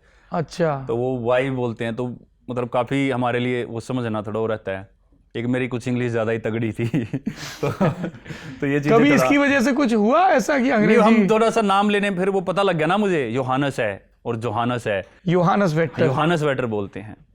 फिर मेरे दिमाग में अजीब सा वो आता है कि अगर जे को जोहानस वेटर बोलते हैं या फिर मतलब योहानस बोलते हैं या जूलियन को यूलियन बोलते हैं, तो जेवलिन को येवलिन क्यों नहीं बोलते तो वो फिर वो जेवलिन क्यों है, वो भी येवलिन होने चाहिए। पर वो पता नहीं, अब वो उधर का कुछ अलग ही वो है, तो सिस्टम अलग है। हाँ सिस्टम वो जैसे वो बोलते हैं वैसे ही नाम अब हम वो कर लेते हैं। अच्छा ये बताइए कि तो वो 2 साल से अनबीटेबल थे जी, हाँ एक तरफा 90 मीटर क्रॉस लगातार 90 के पार फेंक रहे थे। हाँ जी।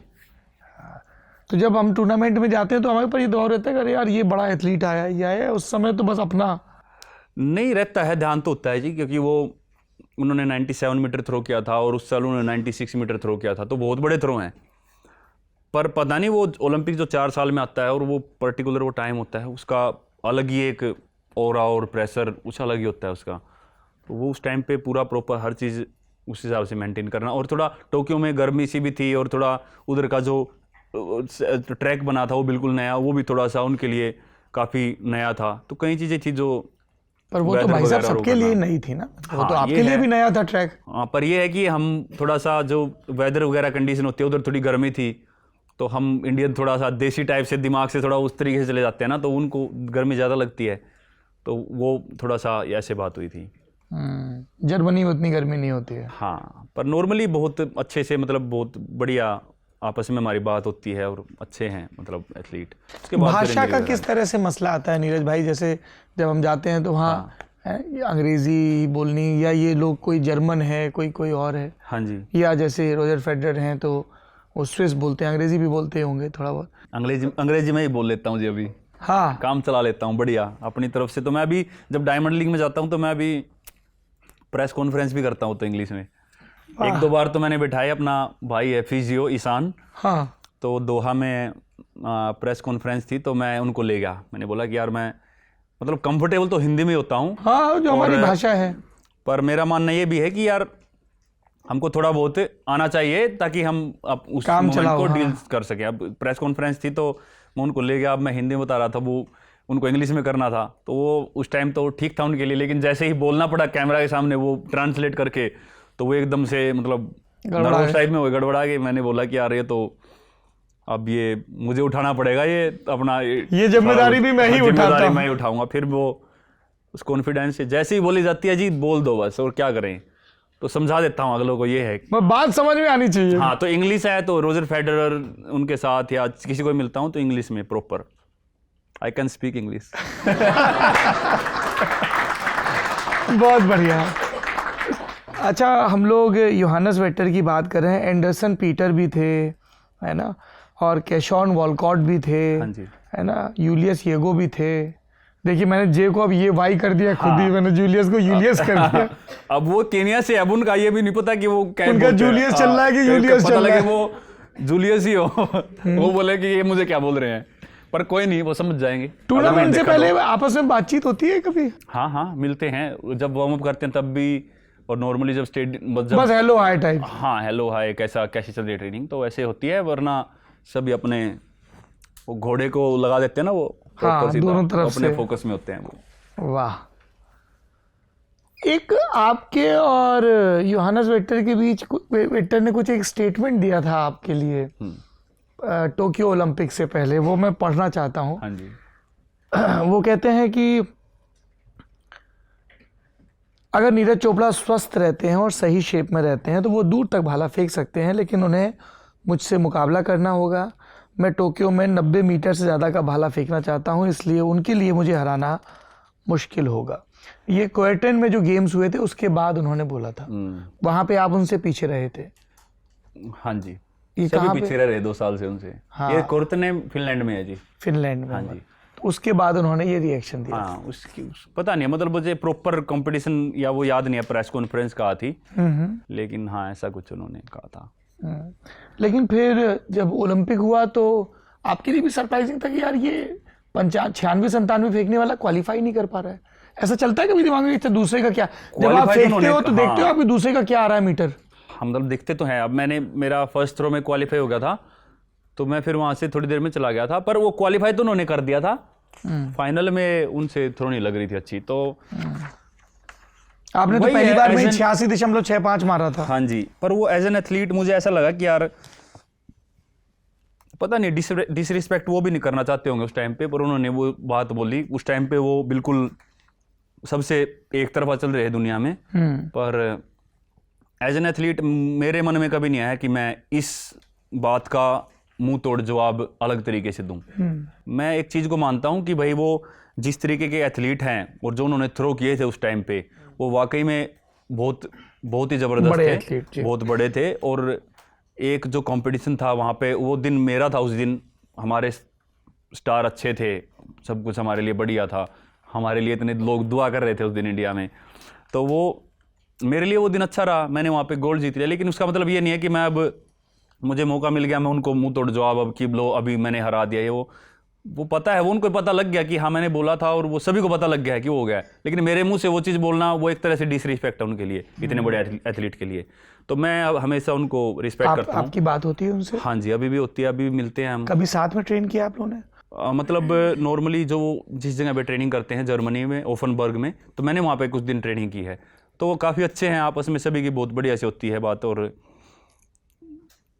काफ़ी अच्छे दोस्त हैं आपस में। ऐसा मेरे मन में कभी नहीं आया कि मैं इस बात के बारे में कुछ उनके लिए वो बोलूँ, बल्कि मुझे तो बहुत ही अजीब फील हो रहा था एज एन एथलीट। मैं थोड़ा सा मैंने उनके मन की बात ऐसे समझने की कोशिश की कि यार अगर उस जगह पे कोई है, कोई भी है, या मैं भी हूँ, और मैं इतने बड़े थ्रो कर रहा हूँ, और जब रियल टाइम है जो ओलंपिक्स की बात है, वहाँ से वो बेस्ट 8 से बाहर निकल रहे हैं कुछ सेंटीमीटर से, तो वो मैं उनके ऊपर क्या बीत रहा होगा। तो मेरे तो बल्कि मन में था कि मैं एक बार ऐसे नॉर्मली जाके उनको हक करूं कि भाई जो भी मूवमेंट हुआ है कि कोई बात नहीं, मतलब पर वो अब जिसका जो था वो दिन तो आप नहीं गए फिर, लेकिन आप रुक गए?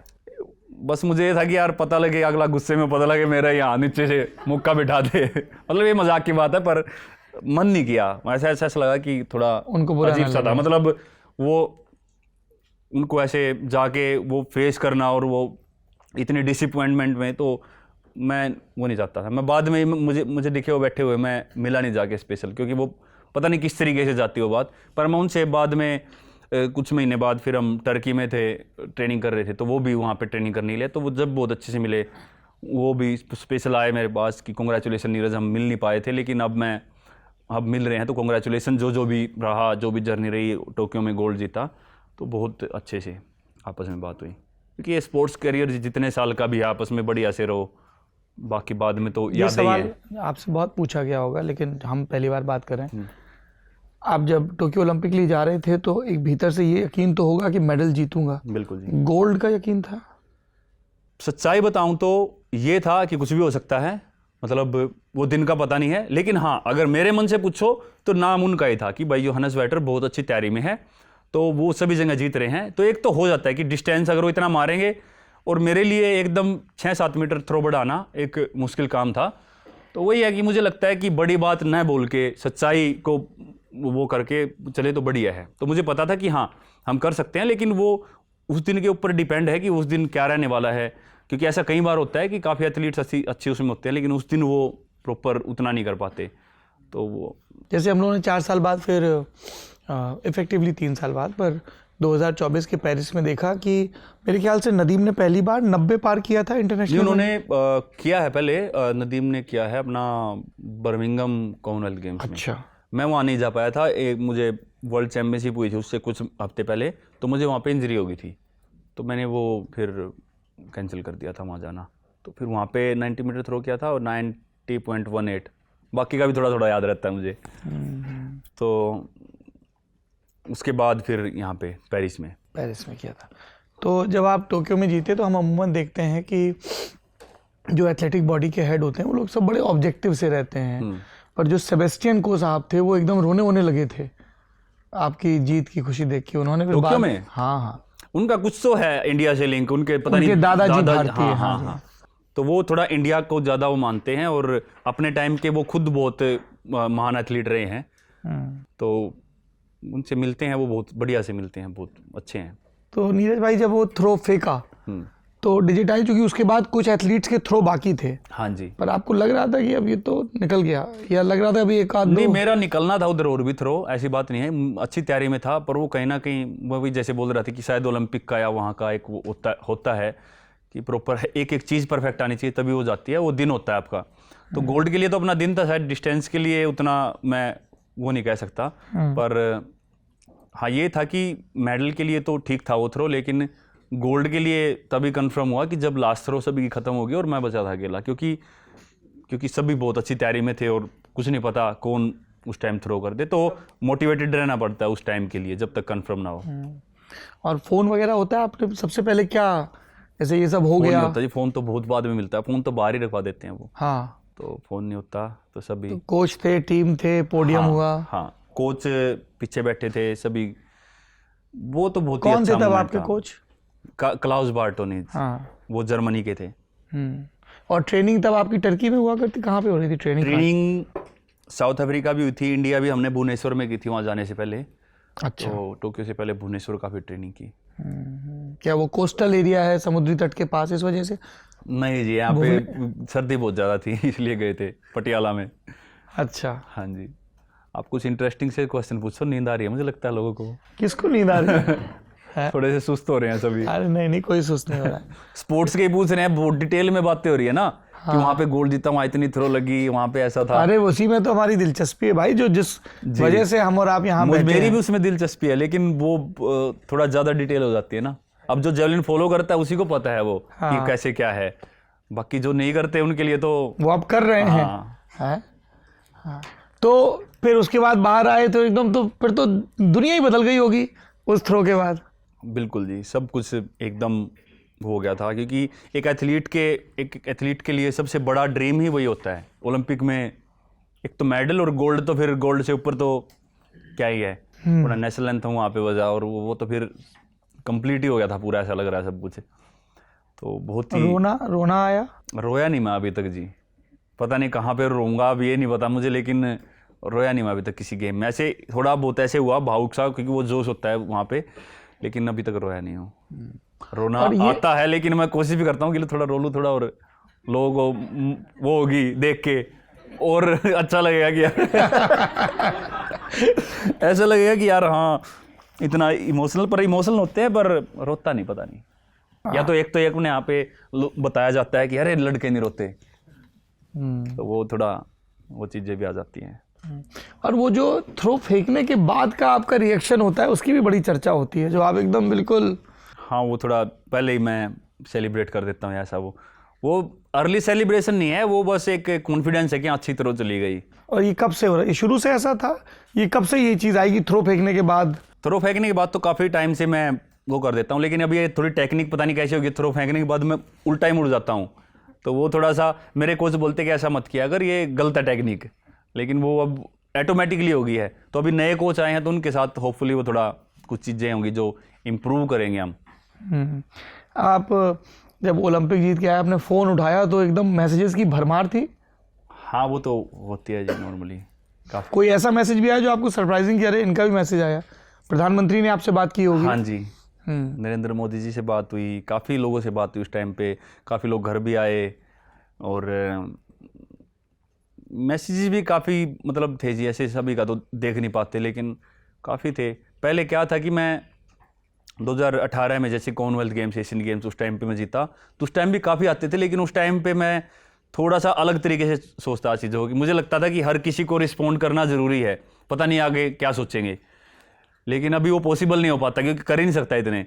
तो पहले जैसे ही व्हाट्सएप पे आया, जहाँ पे भी मैं देखता था लोगों के मैसेज, तो व्हाट्सएप पे तो मैं ऐसे करता था कि फ़्लाइट में, कोई लंबी फ़्लाइट है वहाँ चढ़ने से पहले बैठ जाता था, सभी का जिसका भी आया thank you so much, thank you for your support और thank you for your wishes, ऐसे करके धन्यवाद, या जिसको भी वो करना है कर दिया। जैसे ही लैंड हुई, इंटरनेट ऑन हुआ, सभी को एकदम चला गया। अगले ही 1 मिनट के अंदर अंदर जब जितने भी ऑनलाइन है, से आधों के रिप्लाई आ गए, और बताओ भाई कैसे हो। अब यार, अब वो उतना ही कर सकता था, मैं उतने कोशिश करता था कि मैं करूं। अब 150-200 मैसेज अगर उस टाइम ही फिर आ जाए कि और बताओ सब कैसे चल रहा है, तो फिर वो मुश्किल हो जाता था। पर ये है कि हाँ, शायद लोग अभी समझते भी होंगे कि यार नहीं कर सकते। नॉर्मली मैं पता नहीं लोगों को शायद बुरा लगता है कि कई बार रिप्लाई नहीं जा पाते, लेकिन मैं एज ए पर्सन मिलना कुछ थोड़ा ज़्यादा अच्छे से वो होता है, मिल भी पाते हैं, लेकिन मैसेजेस फ़ोन पे ऐसे उतना टाइम नहीं मिल पाता अब लोगों से बात करने का। ठीक। फिर उसके ठीक बाद आपने अपना ट्रेनिंग बेस भी चेंज किया, ओलंपिक से जब लौट के आए फिनलैंड की तरफ शिफ्ट हो गए, तो उसकी क्या वजह रही? ओलंपिक्स के बाद एक बार तो मैं कैलिफोर्निया गया था जी, सैन डिएगो, वहाँ पे यूएस ओलंपिक ट्रेनिंग सेंटर है, तो वहाँ पे गए थे हम। और वहाँ क्या पे थोड़ा तरीका होता है वहाँ जाने का? जैसे आप तो गोल्ड मेडलिस्ट थे, तो आपको स्मूथ एंट्री थी या कुछ अप्लाई करना? नहीं, वो कुछ बताना पड़ता है उनको, जगह जहाँ पे रहना है, ट्रेनिंग करनी है, तो उनको बताना पड़ता है, मेल करना पड़ता है, तो वहाँ से फिर वो फीस वगैरह होती है? हाँ, फीस जो भी होती है, जो हमारा साई है, टॉप्स या फेडरेशन, वो पूरा उसमें सपोर्ट करते हैं। जेएसडब्ल्यू सपोर्ट करता है। तो नॉर्मली जो टारगेट ओलंपिक पोडियम है टॉप्स, तो वो पूरा वहाँ पे आने जाने का वो भी सभी एथलीट्स के लिए वो करते हैं। तो वहाँ पे फिर ऐसे मेल किया, तो फिर जाके वहाँ पे ट्रेनिंग की थी। तो ऐसे अलग अलग जगह पे ट्रेनिंग करता हूँ जी। जब ज़्यादातर जब कॉम्पिटिशन्स होते हैं तो यूरोप में, नॉर्मली साउथ अफ्रीका में ट्रेनिंग होती है। ओके। पेरिस ओलंपिक से पहले बहुत, क्योंकि इस बार तो एक अतिरिक्त दबाव रहा होगा कि साहब गोल्ड मेडल वाले हैं। नॉर्मली मैं उस चीज़ का इतना दबाव नहीं लेता जी। नॉर्मली जब मैं खेलता हूँ तो मैं एक नए एथलीट की तरह कम्पीट करता हूँ। कोई मैं पिछले ओलंपिक्स में या पिछले कंपटीशन में मैंने क्या किया है, कितना थ्रो लगाया, वो चीज़ मैं उतना ज़्यादा नहीं सोचता। मैं सोचता हूँ कि आज का जो दिन है, आज मैं क्या कर सकता हूँ, तो उस पर पूरा फोकस रहता है जी। पर ये है कि अगर वो पूरा प्रॉपर हमारी बॉडी कंडीशन अच्छी होनी चाहिए, मेंटली और फिजिकली हमारी दोनों चीज़ें आपस में कॉम्बिनेशन होना चाहिए, तब जब इतना बड़ा वो थ्रो जाता है। आप चोटिल थे पेरिस ओलंपिक के दौरान? मुझे थोड़ा सा प्रॉब्लम चल रही है जी, मेरी ग्रोइन में इंजरी चल रही है काफ़ी टाइम से, तो वो थोड़ा ट्रेनिंग में भी या उसमें मुझे इतना पुश नहीं करने देती। नॉर्मली मुझे लगता है 2018 से मुझे ऐसा लग रहा है कि मैं काफ़ी बड़ी थ्रो लगा सकता हूँ, और वो मुझे पता है। और मैं जो पेन या जो भी मैं वो सहन कर रहा हूँ, वो मुझे पता है कि मुझे कितना प्रॉब्लम या कितनी रुकावट आई है मेरे करियर में उसकी वजह से। वरना जो मतलब कंसिस्टेंसी है, 88 89 में नॉर्मली काफ़ी जगह पे थ्रो लगा चुका हूँ, या मैं कंसिस्टेंट रहता हूँ, तो ये मुझे लगता है कि ये उतना उस लेवल से, इस थ्रो से काफ़ी बड़ी थ्रो लग जानी चाहिए थी अभी तक, और मैं वहाँ पे होना चाहिए था। लेकिन इंजरी एक ऐसी चीज़ है जो रोक के रखती है। इसका कोई वो थोड़ा समाधान इलाज? इसका वही है जी, सर्जरी वगैरह करवानी पड़ सकती है, पर वो मैं डिसीजन लेता नहीं हूँ, क्योंकि ग्रोइन थोड़ा सा वही बोलते हैं सभी एथलीट्स की, थोड़ा काफ़ी ट्रिकी है, सेंसिटिव है, तो वो काफ़ी रिस्क हो सकता है मतलब कम बैक करने में। तो अभी तो कोशिश करेंगे कि इसको पूरा स्ट्रेंथनिंग करके वैसे ठीक कर लें। ऐसा कोई नीरज भाई प्रेशर रहता है मन में कि लोग बार बार पूछते हैं कि 90 मीटर कब क्रॉस होगा? 90 मुझे नॉर्मली पर्सनली मेरे से पूछो तो मेरा ऐसा कोई वो नहीं है, क्योंकि मेरा मानना ये है कि जहाँ भी हम बड़े एथलीट्स के बीच में compete कर रहे हैं, वहाँ से गोल्ड निकाल के लाना वो सबसे बड़ी बात है। बिल्कुल। तो वो वहाँ पे अब 96-7 वाले भी हैं, वहाँ पे 90 प्लस कितनी बार कईयों ने, अभी हमने बेटार कर का रखे हैं। उदाहरण सुना हाँ, जी। तो वैसे भी आते हैं, लेकिन वहाँ पे उस दिन उस प्रेशर को, उस मोमेंट को कौन हैंडल कर पाता है और कौन वहाँ पे परफॉर्म कर पाता है, वो मेरे लिए सबसे बड़ी बात होती है। डेफिनेटली है डिस्टेंस भी कि मुझे मारनी है, थ्रो बहुत अच्छी फेंकनी है, लेकिन सबसे पहली बात अगर मुझसे पूछी जाए तो कंसिस्टेंसी और मेडल वहाँ पे जीतना उस जगह पे जहाँ पे गए हैं। अगर मैं 90 क्रॉस कर दूं और मैं मेडल से आउट हो जाऊं तो तब भी वो कोई पूछने वाला नहीं है। याद रखें कि हाँ 90 मीटर किया है, लेकिन बिना मेडल के वो जुड़ेगा नहीं आपके उसमें। और वो बोलते हैं ना कि डिस्टेंस रिकॉर्ड तोड़े जा सकते हैं, मेडल छीना नहीं जा सकता। तो क्या बात है, मेडल हैं अपने पास, सभी ओलंपिक वगैरह के हैं, तो वो हैं। डिस्टेंस कोई भी आगे फेंक सकता है। बहुत संभाल के रखते होंगे मेडल। कहाँ, गांव में रखे रहते हैं? पहले तो जी अलमारी में मेरी माँ ने ऐसे ही पॉलीथिन में ला के रख रखे थे, अभी थोड़ा अच्छे से रखे हैं प्रॉपर। पहले ऐसे पॉलीथिन में रखे थे? पहले ऐसे डिब्बा था, पैकेट में दिया, ऐसे रखा था, क्योंकि नॉर्मली मुझे उतना उस तरीके से रखना प्रॉपर वैसे इतना मन नहीं करता। लेकिन अभी थोड़ा अच्छे से संभाल के प्रॉपर सभी रखे हुए हैं, क्योंकि वही है जो कुछ भी है जी, वही रह जाना है बाद में जी। बदल गया होगा बिल्कुल जीवन कि पहले ट्रेनिंग प्रैक्टिस, अब बहुत सारे ऐड की इंडोर्समेंट भी करनी है, हर कोई आपसे मिलना चाहता है, फोटो खिंचाना चाहता है। थोड़े बहुत कर लेता हूँ, जब इंडिया आता हूँ तब करता हूँ। नॉर्मली मैं ज़्यादा टाइम तक ऐसे चकाचौंध से दूर ही रहता हूँ। मैं ट्रेनिंग और उस पर ज़्यादा वो करता हूँ कि भाई मेरी ट्रेनिंग अच्छे से हो, मैं अगले गेम की अच्छे से तैयारी कर पाऊँ।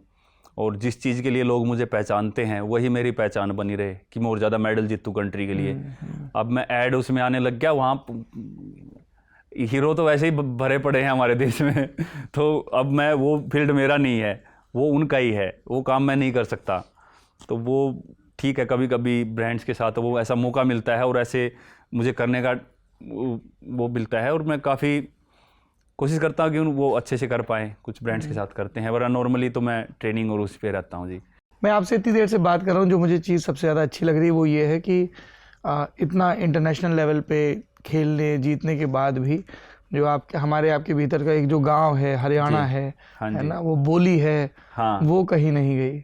नहीं बिल्कुल जी। और उस चीज़ के उसमें अब जैसे अपना ये है स्टेज, अपने क्या है ये स्टेज? इनके साथ ये इनकी टीम, इन्होंने बहुत ही अच्छे से काम किया हरियाणवी संस्कृति को ऊपर उठाने में।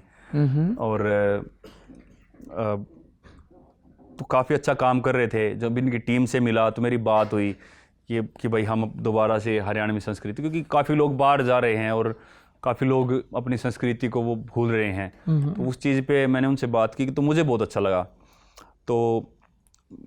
तो हमने साथ में पार्टनरशिप फिर हमने साथ में शुरू किया था कि हम किस तरीके से हरियाणवी कल्चर को इनको तो अच्छा, ये अब आपका भी वेंचर है स्टेज? हाँ जी। तो वो काफ़ी अच्छा लगा उनके साथ, और हमारे गांव में ही हमने वो उसकी शुरुआत की थी। तो बहुत ही बढ़िया वो था। और कुछ ऐसी चीज़ें हैं जो मैं कर सकता हूँ, और कुछ बाकी ब्रांड्स भी, ऐसे ब्रांड्स के साथ काम करता हूँ कि जो मैं थोड़ा सा, एक तो स्पोर्ट्स की तरफ हो गया, एक किस तरीके से अदर चीज़ें मतलब वो कर सकें। नॉर्मली मैं कोशिश करता हूँ कि ऐसे ब्रांड्स वगैरह ही करें जो मैं खुद उनमें शामिल हूँ, या मैं कहीं ना कहीं वो मिलती उसके है, साथ एसोसिएट कर सकें। तो इसमें क्या हरियाणवी कल्चर वाले वीडियो होते हैं, खेल, संगीत? हाँ जी, हरियाणवी कल्चर और थोड़ा मनोरंजन। हरियाणवी संस्कृति के उसमें बनाते हैं कि हरियाणा कैसे होता है, तो ये उसी से पूरा काम कर रहे हैं। तो नॉर्मली वो मुझे इनकी बात काफ़ी अच्छी लगी थी, और जो टीम है प्रॉपर हरियाणा से हैं वो सभी भिवानी से। तो आप हरियाणवी गाने खूब सुनते हो? हरियाणवी गाने सुन लेते हैं जी। बताइए जी, क्या सुन रहे हैं आजकल? जरा एक नीरज चोपड़ा की हरियाणवी गानों की प्लेलिस्ट। काफ़ी एक हरियाणवी रागनियाँ होती थी जी, दादा लक्ष्मीचंद की। दादा लक्ष्मीचंद जी की, मतलब वो तो लेखक थे बहुत बड़े, और काफ़ी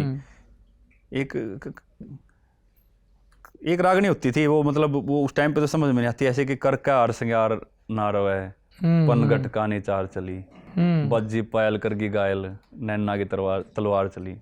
तो वो हरियाणवी में थोड़ा वो ऐसे बताया कि 4 औरतें अपना पानी लेने जा रही हैं कुएं पे, पानी लेके आ रही हैं, तो वो बात कर रही है अपने अपने पतियों के बारे में, क्या करते हैं, कि बोलते हैं कि मेरा पति गावड़िया है, मेरा पति फौज में है, मेरा पति मास्टर है।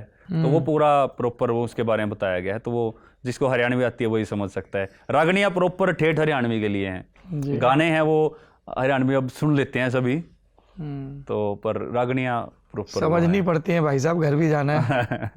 हाँ रे, आप तो बता रहे थे कि रोहतक से हैं आपकी वाइफ जी। तो बड़ी, आप रोहतक तो गढ़ है हरियाणा का। हाँ जी। हाँ जी, वाह, तो हमें तो रागनी सुननी पड़ेगी। सुननी पड़ेगी जी। एक सुना भी दो, एक दिन याद करके जाओ, सुना दो, बोलेंगे अरे वाह जी, नंबर बढ़ जाएंगे। नंबर बढ़ेंगे जी। कई लोगों की दिलचस्पी रहती है नीरज भाई कि एथलीट जब प्रैक्टिस नहीं कर रहे होते तो मनोरंजन क्या, फिल्में बहुत देखते हैं, शॉपिंग करते हैं, घूमने जाते हैं, क्या रहता है? मैं ज़्यादातर कोशिश करता हूँ कि दूसरा कोई स्पोर्ट खेल लें, थोड़ा अपने स्पोर्ट्स से थोड़ा सा रेस्ट भी मिल जाए, और दूसरा कभी वॉलीबॉल खेल लिए, या कभी एंजॉय के लिए बास्केटबॉल, बैडमिंटन या कुछ भी। अच्छा। और कोई आसपास जगह है अच्छी तो वहाँ पे घूमने चले गए, वरना नॉर्मली यही चलता है रूटीन, तो ट्रेनिंग और उससे ही मौका मतलब कम मिलता है जाने का। पर किसी दिन है मन, या संडे है बीच में, या कभी मन होता है जाने का, तो फिर चले जाते हैं। मैं एक कैमरा ले रखा है मैंने अभी, बहुत बड़े लेंस वाला, धांसू सा टेली लेंस लगा के। हाँ, वो पूरा प्रॉपर मैं फोटोग्राफी वगैरह कर लेता हूँ थोड़ी बहुत। अरे वाह, तो क्या बात है, अच्छा लगता है। एक ये भी लगता है कि अब मैं चूंकि सेलिब्रिटी हो गया हूँ, चैंपियन एथलीट हूँ, हीरो हूँ देश का, तो निजी जिंदगी में बड़ी ताक झाक होती है। जैसे हमने देखा सोशल मीडिया पे तो सवाल की भरमार है एक ही कि शादी कब करें, तो ऐसा लगता है पूरे देश को ये चिंता हो रखी हो। ये सभी उसमें होती है जी, अपने यहाँ पे ज्यादा है, वो पर्सनल लाइफ तो ऐसी होती है जी, सबका अपना मन है कि कौन कितना वो दिखाना चाहता है। हाँ। और शादी भी होनी है तो वो जरूरी थोड़ा है कि सभी को बता के वो चीज़ होती है। वो जब भी होनी है वो घर वाले और उनसे तय करेंगे और फिर वो चीज़ें तब होती हैं, तभी मेन है। तो नहीं तो अतिरिक्त प्रयास करना पड़ता होगा अपनी प्राइवेसी को बचाने के लिए। आप बता रहे थे गांव में भी लोग चले आते हैं। हाँ, ये तो है कि कब मतलब वो तरह की अगर रहने की प्राइवेसी करूँ घर पे रहने की, वो तो है ही नहीं बिल्कुल भी, कि मैं घर पे जाके प्राइवेसी से रह सकूँ, वो तो है ही नहीं, क्योंकि काफ़ी लोग आ जाते हैं। पर ठीक है जी, मतलब कोई दिक्कत नहीं है। ऐसा भी होता है कि आप मशहूर व्यक्ति हैं तो ऐसे ही गॉसिप में किसी के साथ नाम जोड़ दिया गया, फिर सफाई देते फिर रहे हैं या बताना पड़ रहा है लोगों को? हाँ, आप उसको किसको रोक सकते हैं जी, वो तो जोड़ देते हैं, पर चलता है, लोगों को मज़े आते हैं वो आजकल ऐसी उसमें तो। पर नॉर्मली वो है कि हाँ, हमारे यहाँ पे जो उस टाइम चल रहा है उसको छोड़ के इन चीज़ों की तरफ ज़्यादा ध्यान दिया जाता है। ठीक है जी, पूछिए सवाल। हेलो नीरज भाई, नमस्कार मेरे दो जी। क्वेश्चंस है। हाँ पहला जी। तो ये कि एक जब भी मतलब कोई जैवलिन थ्रोअर या फिर कोई भी थ्रो से रिलेटेड गेम होता है, उसमें अक्सर ये देखा जाता है ना कि कंधों का जोर मतलब बहुत ज़्यादा काम आता है। तो कंधों को मजबूत करने के लिए आप मतलब क्या करते हैं, और उसके लिए कोई स्पेशल एक्सरसाइज या कुछ ऐसा जिससे वो कंधे ज़्यादा मजबूत हो? नॉर्मली तो देखो, सही बताऊँ तो लोअर बॉडी ऑल ओवर मतलब काफ़ी वो होता है। थ्रोइंग में ज़्यादातर बोलते हैं कि 60% लेग्स और 40% अपर बॉडी। तो हमारी लेग्स बहुत ज़्यादा स्ट्रॉन्ग होनी चाहिए, बहुत फास्ट होने चाहिए, फ्लेक्सिबिलिटी होनी चाहिए। पर जैसे कि आपने कंधे के बारे में पूछा, तो एक एक्सरसाइज है जेवलिन में पुल ओवर। तो हम बेंच पे लेटते हैं, तो वो स्पेसिफिक है जेवलिन के लिए। तो बेंच पे लेट के बार में वेट डालना है और अपने इससे थोड़ा सा ऊंची होनी चाहिए। जैसे ये मेज है ना, मतलब इसके इतनी हाइट होनी चाहिए उसकी, तो उस पर पूरा नीचे तक लेके जाना, हाथ को फिर खींचना है। तो वो एक्सरसाइज है जो काफ़ी जेवलिन थ्रोअर करते हैं, और कई वेट कम के साथ ये ऐसे थ्रो भी करते हैं हम बार को ऊपर। तो वो एक्सरसाइज है जो काफ़ी स्पेसिफिक है, लेकिन काफ़ी हैवी बॉल्स के साथ मेडिसिन बॉल मतलब उसके साथ थ्रो करना, या एक हाथ के साथ 2 kg की बॉल के साथ थ्रो करना, ताकि वो पूरा शोल्डर एल्बो इन चीज़ों में स्ट्रेंथ आए। तो थ्रोइंग पावर के लिए ये काफ़ी ऐसी एक्सरसाइज हैं जो करनी पड़ती हैं। नमस्कार सर, मेरा नाम अमृतपाल है। नमस्कार जी, कैसे हो? बढ़िया सर। सर मेरा सवाल आपसे ये है कि सर अधिकतर जो स्पोर्ट्स के प्लेयर होते हैं वो बचपन से स्पोर्ट्स में चल जाते हैं, और सर एक टाइम ऐसा आता है कि मतलब कि वो पूरा घुल मिल जाते हैं स्पोर्ट्स में, और पढ़ाई की छोड़कर वो स्पोर्ट्स में रह जाते हैं। और सर स्पोर्ट्स में बनता एक बंदा ही चैम्पियन है। तो सर उनकी आधी से ज़्यादा लाइफ तो स्पोर्ट्स में चल जाती है। पर जब वो उनका करियर नहीं बन पाता, और बाद में जब वो अपनी असली ज़िंदगी में आते हैं, उनके पास ज़्यादातर कुछ होता नहीं है।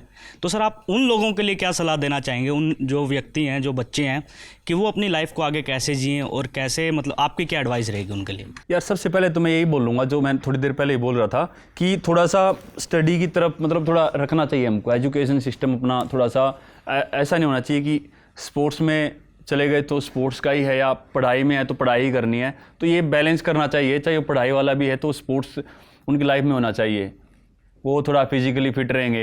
या जो स्पोर्ट्स में जाते हैं तो उनको थोड़ा एजुकेशन की तरफ वो रखना चाहिए, ये ज़रूरी है। क्योंकि ये मैं इसलिए बोल रहा हूँ, और ये हो भी सकता है क्योंकि बाहर के जो एथलीट्स हैं, जैसे यूएस की मैं बात बता रहा था, कि वहाँ पे सभी स्टूडेंट्स एथलीट्स होते हैं, तो वो पढ़ते भी हैं और वो खेलते भी हैं। उनके लिए एक प्रॉपर एक क्राइटेरिया बनाया गया है कि हाँ इतने नंबर आपको लेके आने हैं, ये क्वालिफिकेशन आपकी होनी है।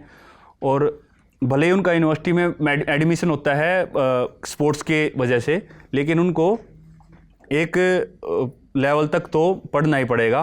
तो वो काफ़ी ज़रूरी है। अगर आप स्पोर्ट्स में बाई चांस कुछ हो गया, इंजरी हो गई, आप उतने ऊपर तक नहीं जा पा रहे, तो आपके पास ऑप्शन है लाइफ में और वो करने का, आगे आप बढ़ सकते हो या किसी उसमें जा सकते हो। क्योंकि स्पोर्ट्स में पूरा टाइम आप स्पोर्ट्स को देते हैं तो बाकी दुनियादारी से बहुत ज़्यादा दूर रहते हैं, पढ़ाई से दूर रहते हैं। हमको पता नहीं चलता दुनिया कहाँ से कहाँ पहुँच गई। हम उधरी स्टेडियम से कमरे तक का ही सफ़र रखते हैं, जैसे मैं अपना बता रहा था। लेकिन अब मैं थोड़ा ट्रैवल करता हूँ तो मुझे इन चीज़ों का सभी से मिलने का मौका मिलता है, तो थोड़ा पता लगा है।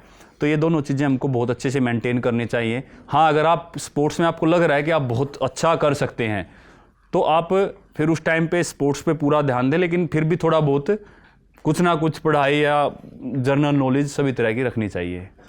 और जो घर पे बेचारे तंग हैं या वो कर रहे हैं, तो वो जो खासकर जो खिलाड़ी हैं, तो वो मैं उनको ये बात बोलना चाहूँगा कि वो भाई कोशिश करें, अगर उन्होंने इतना टाइम स्पोर्ट्स को दिया है तो अपने आसपास या गांव के किसी बच्चे को निकाल सकें, वो जो वो नहीं कर पाए, और जो बच्चे स्ट्रगल कर रहे हैं स्पोर्ट्स में आने के लिए, तो उनको हेल्प करें, ताकि उनको एक कुछ ना कुछ तो अपना मन समझाने के लिए काम मिले। क्योंकि फ्री बैठ के तो बिल्कुल ही कुछ नहीं है, तो कुछ ना कुछ ऐसा कर सकते हैं ताकि किसी का फ्यूचर बने और शायद से होपफुली वो बच्चा आगे जाके बहुत अच्छा करे और अपनी कंट्री के लिए खेल लिया, मेडल जीते, तो वो फिर साथ में वो उनको भी लेके जा सकता है।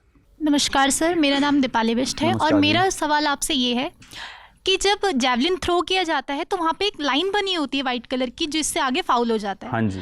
तो क्या कभी ऐसा होता है कि ऐसे रन ले रहे हैं, उस टाइम पे ऐसा लगा कि नहीं ये थ्रो अच्छी नहीं होने वाली है तो फाउल कर दिया जानबूझ के? क्योंकि दर्शक जब एज अ दर्शक हम देख रहे होते हैं तो हमें कई बार ये लगता है ना कि जानबूझ के फाउल कर दिया क्योंकि थ्रो अच्छा नहीं था। हाँ जी, कई बार होता है ऐसे कि अच्छी थ्रो नहीं है और हमको नहीं वो हमने उसमें चढ़वाना रिकॉर्ड में, तो उसको फाउल कर देते हैं काफ़ी बार थ्रोअर्स। और ऐसा भी है रूल कि हम थ्रो करने जा रहे हैं और हमको लग रहा है कि वो उतना रनवे अच्छा नहीं आया, तो हम जो टाइम है 1 मिनट मिलता है तो फटाफट वापस भाग के फिर भी थ्रो कर सकते हैं, तो ऐसा भी होता है। राम राम नीरज जी। राम राम जी। विराट कोहली एक खिलाड़ी हैं क्रिकेट के जो इनके लिए देखा जाता है कि उनसे उम्मीद की जाती है कि जब भी खेलेंगे तो शतक मारेंगे। हाँ जी। लेकिन आपने अपना नाम इस तरीके से बना दिया है काफ़ी जल्दी कि जब देखा जाता है तो ऐसा उम्मीद की जाती है कि या तो आप गोल्ड या फिर सिल्वर तो लाएंगे ही लाएंगे। तो ऐसा कभी कोई दबाव या कोई ऐसी बात अगर किसी ने आपको कही हो जो मन में रहती हो, जो मोटिवेशन बनाए रखती हो कि गोल्ड या सिल्वर तो लाना ही लाना है? नहीं यार, हाँ ये बिल्कुल है, लेकिन मैं जैसे कि बताता हूँ यार, एक खिलाड़ी का उसमें मतलब शरीर ही है, कोई ऐसा तो है नहीं कि भाई वो है कि हमेशा उसका करेगा, लेकिन अभी तक ऊपर वाले की कृपा से सब ठीक ही होता आ रहा है, मेडल जीतते हैं हमेशा। बल्कि मेरा तो सिल्वर मेडल एक तरह से लोगों को ऐसा लगा कि वो क्या बोलते हैं उसको, जब एक एथलीट नीचे जा रहा होता है, डाउनफॉल के तौर पे ले लिया सिल्वर मेडल को यार ओलंपिक के। अरे नहीं बिल्कुल नहीं, अरे सच बता रहा हूँ आपको। लेकिन वो एक अलग ही प्रेशर होता है ओलंपिक्स में खेलना और वहाँ पे compete करना, कंट्री के लिए वो करना, मतलब मेरे हिसाब से बहुत अपने आप में बड़ी वो है। लेकिन मैं लोगों को ये बताना चाहता हूँ कि भाई जैसे मैं बता रहा था कि अपना वो एक दिन होता है एथलीट का, और उस दिन जब दिन होता है तो कोई नहीं रोक सकता आपको, तो वो भी अपने उसमें काफ़ी बार आया है। लेकिन अगर जो आपने जो बात की कि जो क्या चीज़ मोटिवेट करती है, तो वही जैसे कि मैंने बताया जो मेरा टाइम रहा है पुराना, जब मैंने शुरू किया था, जब मैंने सोचा था कि मैं यहाँ तक खेल लूँगा, आज फाइनली मैं वहाँ पे हूँ। और जब खासकर मैं जब कहीं खेल रहा होता हूँ तो मेरे दिमाग में एक ही बात चलती रहती है कि यार मैं यहाँ पे आया हूँ तो यहाँ से ऐसे नहीं जाना कि कल को मेरे दिमाग में ये कर सकता था, तो आज 100% लगा देना है। जो भी मेरे अंदर जितनी पावर है, जो भी मैं यूज़ कर सकता हूँ, मुझे आज पूरा अपना 100% देना है, तो वो मैं दिमाग में रखता हूँ। और अभी तक ऐसा ही हुआ है कि हाँ, हमेशा कुछ ना कुछ लेके आए, खाली हाथ नहीं आए। खासकर टोक्यो के बाद गोल्ड या सिल्वर रहा है। टोक्यो कैसा है नीरज? टोक्यो डॉग की बात कर रहे हैं आप? हाँ, बहुत ही अच्छा है। अभी मैं कोशिश कर रहा हूँ कि उसका एक भाई, आपके डॉग का नाम है टोक्यो? अभिनव बिंद्रा जी ने मुझे दिया था वो डॉग, गोल्डन रिट्रीवर है, तो उसका नाम टोक्यो रखा था जी, क्योंकि टोक्यो से आए थे। तो अब उनके लिए अब एक पेरिस भी रखना पड़ेगा, पेरिस लेना पड़ेगा, तो देखेंगे। अभी तो जैसे उधर खेत होते हैं, फार्म होते हैं, तो उधर से भी, उधर उनके भी छोटे छोटे पिल्ले काफ़ी अच्छे होते हैं, उनमें से ले लेंगे एक। अपने देसी कुत्ते होते हैं जो, तो वो पेरिस देसी का तो बात ही अलग देसी को है। पेरिस बना देंगे जी। जब हम देसी लोग टोक्यो पेरिस जा सकते हैं तो उनको भी नाम दे सकते हैं। क्या बात है। और देसी कुत्तों की बात ही अलग होती है। हमने अपने खेत पे रखा हुआ है। हाँ जी, गद्दी बकरवाल है देसी, एकदम कमाल, शातिर है वो। बिल्कुल जी। वाह। एक आखिरी सवाल जो हम आपसे पूछना चाहते हैं, आप देश के लिए इतना मान सम्मान लेके आए, पर जैसे मनिका बत्रा आई थी तब भी ये बात हुई थी, देश में खेलों का ढांचा कैसे बेहतर हो, है ना? क्या अब 2 हमारे पास जेवलिन में मेडल है, क्या एक हम इंटरनेशनल लेवल की जेवलिन एकेडमी बना सकते हैं जिसमें देश भर के जेवलिन थ्रोअर आएँ, ट्रेन करें, अलग अलग एक्सरसाइज, वीडियो मॉनिटरिंग, फिटनेस, खुराक, हर चीज़ बिल्कुल इंटरनेशनल लेवल की हो, ताकि हमारे लिए ये रूटीन बन जाएगी साहब, जेवलिन में तो इंडिया एक वर्ल्ड पावर है। बिल्कुल हो सकता है जी। और मैं वही कोशिश करता हूँ कि भाई एक बार, मैं अभी तो साथ में खेल रहा हूँ, तो एक बार मुझे लगेगा कि भाई मैं भी इस चीज़ पे काम करना चाहता हूँ कि मैं ऐसी कोई एकेडमी बनाऊँ कि ना केवल देश से बल्कि विदेश से भी एथलीट आए यहाँ पे, और वो इस तरीके का उसको वो करें कि भाई वो यहाँ पे ट्रेनिंग करें, हमारे एथलीट्स उनके बीच में करें, तो एक इंटरनेशनल एथलीट्स के साथ वो एक्सपोजर बढ़ेगा और हमको एक मौका मिलेगा उनके साथ ट्रेनिंग करने का भी, समझने का उनका माइंडसेट कैसा रहता है। हमारे बच्चों को जो ऐसा लगता है कि यार हम ऐसे वो नहीं कर सकते, या वो उनका बचपना कैसे रहता है, वो किस तरीके से स्पोर्ट्स को ऊपर उठा रहे हैं, तो वो समझ नहीं पड़ेंगी बातें, क्योंकि वो जिस तरीके से वो स्पोर्ट्स को संभाल रहे हैं, छोटी छोटी कंट्री या खासकर यूरोपियन कंट्रीज़, तो वो एक अलग ही लेवल पे उनको लेके जा चुके हैं। और जब ओलंपिक्स की बात आती है कहीं भी, तो ये बहुत अच्छा करते हैं। तो बिल्कुल ऐसा होना चाहिए, और मेरे ही मन में है कि ऐसा कुछ करें कि हमारे देश के एथलीट भी और विदेशी एथलीट्स भी इंडिया में आएँ, ट्रेनिंग करें, प्रॉपर अच्छा माहौल हो। और बल्कि एक और है चीज़ दिमाग में कि इंटरनेशनल इवेंट्स इंडिया में आना चाहिए। ट्रेनिंग अलग बात है, लेकिन जब वो बाहर के एथलीट्स इंडियन एथलीट्स के साथ compete करेंगे, खेलेंगे, यहाँ पे हमारे देश के लोग देखेंगे वो कंपटीशन होते हुए, और जब हम जीतेंगे उनके बीच में, तो वो अलग ही माहौल होगा। जैसे क्रिकेट में होता है, क्रिकेट के हमारे इतने सारे टूर्नामेंट्स होते हैं और हमारी टीम इतना अच्छा करती है, तो लोगों के मन में बस गया है क्रिकेट, हमारे इंडिया में वो है। तो वो चीज़ें हमको दूसरे स्पोर्ट्स में भी लेके आनी है। ऐसा नहीं है कि यहाँ पे पॉसिबल नहीं है, इंडिया में सब कुछ पॉसिबल है, लेकिन हमको वो धीरे धीरे वो बनाना है। इंफ्रास्ट्रक्चर इंडिया इंग्लिश में कैसे बोलते हैं उसको, मेरा थोड़ा आधारभूत ढांचा, हाँ, व्यवस्थाएं दुरुस्त करनी है, व्यवस्थाएं दुरुस्त करनी है, और अपने देशवासियों को हमको मोटिवेट करना है। जी बिल्कुल। तो वो चीज़ लेके आनी है, और मुझे लगता है कि ये चीज़ होगी तो टैलेंट की कमी नहीं है इंडिया में जी। हमारे पास एक से एक टैलेंटेड बच्चे हैं, और मुझे लगता है आधा टैलेंट तो पता कहाँ चला जाता है। शुरू करते हैं, सपोर्ट नहीं मिल पाती, आसपास स्टेडियम नहीं है, कोच नहीं है, खासकर गांव के लड़के या लड़कियां जाते हैं, नहीं हो पाया, पेरेंट्स बोलते हैं नहीं यार नहीं हो रहा, छोड़ो। स्पोर्ट्स है एक बहुत ही पेशेंस का काम, 4 से 5 साल लगते हैं आपको एक लेवल तक पहुंचने में, एटलीस्ट अपनी कंट्री के लिए खेलने में। तो वो जाने तक तो जाने नहीं देते बच्चों को। किसी में एक्स्ट्रा टैलेंट है या किसी के पेरेंट्स में एक्स्ट्रा सब्र है, तो वो बोल देते हैं कि कर लो, लेकिन वरना तो वापिस आ जाते हैं कि और चलो कई बार बस हो सही गया। गाइडेंस नहीं मिलता है, तो डोपिंग और ये सब का भी चक्कर। बिल्कुल जी, ये एक्चुअली आज के टाइम पे बहुत बड़ी प्रॉब्लम हो रखी है इंडिया में, हमारे एथलीट्स में, डोपिंग के उसमें। खासकर मैं ये बोलना चाहूँगा कि क्योंकि ये डोपिंग के उसमें एक बार मन में चढ़ गई ये चीज़, तो फिर आगे फ्यूचर का काफ़ी प्रॉब्लम हो जाती है जी। फिर वो उस लेवल पे नहीं जा सकते या खेल सकते। उनको लगता है कि यही चीज़ है जो हमको परफॉर्मेंस दिलवा सकती है, लेकिन ये बिल्कुल सच नहीं है। हमारी मेहनत है, हमारा खुद पे विश्वास है, और प्रॉपर गाइडेंस है कोच की, वो चीज़ है हमको आगे लेके जा सकती है। अच्छा खाओ पियो और अच्छा आराम करो, अच्छी मेहनत करो, सही तरीके से करो सब कुछ। लेकिन ये डोपिंग के उसमें तो करियर में सच में एक चीज़ बताना चाहता हूँ कि एक बार वो करते हैं, फिर डोप टेस्ट होता है, फिर वो डोपिंग में पकड़े जाते हैं, उनके 2 से 4 साल बैन में चले जाते हैं, तो उसमें तो लाइफ है ही नहीं बिल्कुल भी। तो अगर अच्छे लेवल पे खेलना है तो ये चीज़ बिल्कुल नहीं है, माइंडसेट बदलना पड़ेगा हमारे एथलीट्स को, या जो भी कोचेज़ हैं या जो भी बोलते हैं उनको कि ऐसा करने से परफॉर्मेंस आ जाएगी। तो मैं उनको रिक्वेस्ट करता हूँ हाथ जोड़े कि प्लीज़ बच्चों को इस चीज़ से दूर रखें, बच्चे भी इस चीज़ को समझें, पेरेंट्स भी उनसे बात करें कि ऐसा नहीं करना है। खासकर जो डोपिंग के वो होते हैं, बैन होती है जो चीज़ें, वो तो बिल्कुल भी किसी के कहने पे भी ना लें। तो बस ये चीज़ अगर थोड़ी सुधर गई तो मुझे लगता है कि थोड़ा हमारा स्पोर्ट्स का वो सुधर जाएगा। कि अभी क्या हो रहा है कि जो भी बच्चा थोड़ा अच्छा होता है, अच्छे लेवल तक बनता है, वो थोड़े टाइम बाद वो डोप के उसमें आ जाता है। तो वो थोड़ा सा वो है, और थोड़ा ध्यान रखे। बाहर भी जब खाना पीना होता है तो हमको बहुत ध्यान से सावधानी से खाना पीना पड़ता है, ये भी थोड़ा ध्यान रखना चाहिए। तो कब कहीं भी जा रहे हैं बाहर, ऐसा नहीं कि कहीं भी चले गए कुछ भी खा लिया, तो वो थोड़ा ध्यान से करना खुराक चाहिए। का बहुत हाँ ख्याल जी। रखना। चलिए, आप खूब ध्यान रखिए अपना। Thank you। नीरज चोपड़ा जी बहुत बहुत शुभकामनाएं। Thank you. और आपने हमारे देश का, हमारा सबका मान बढ़ाया है।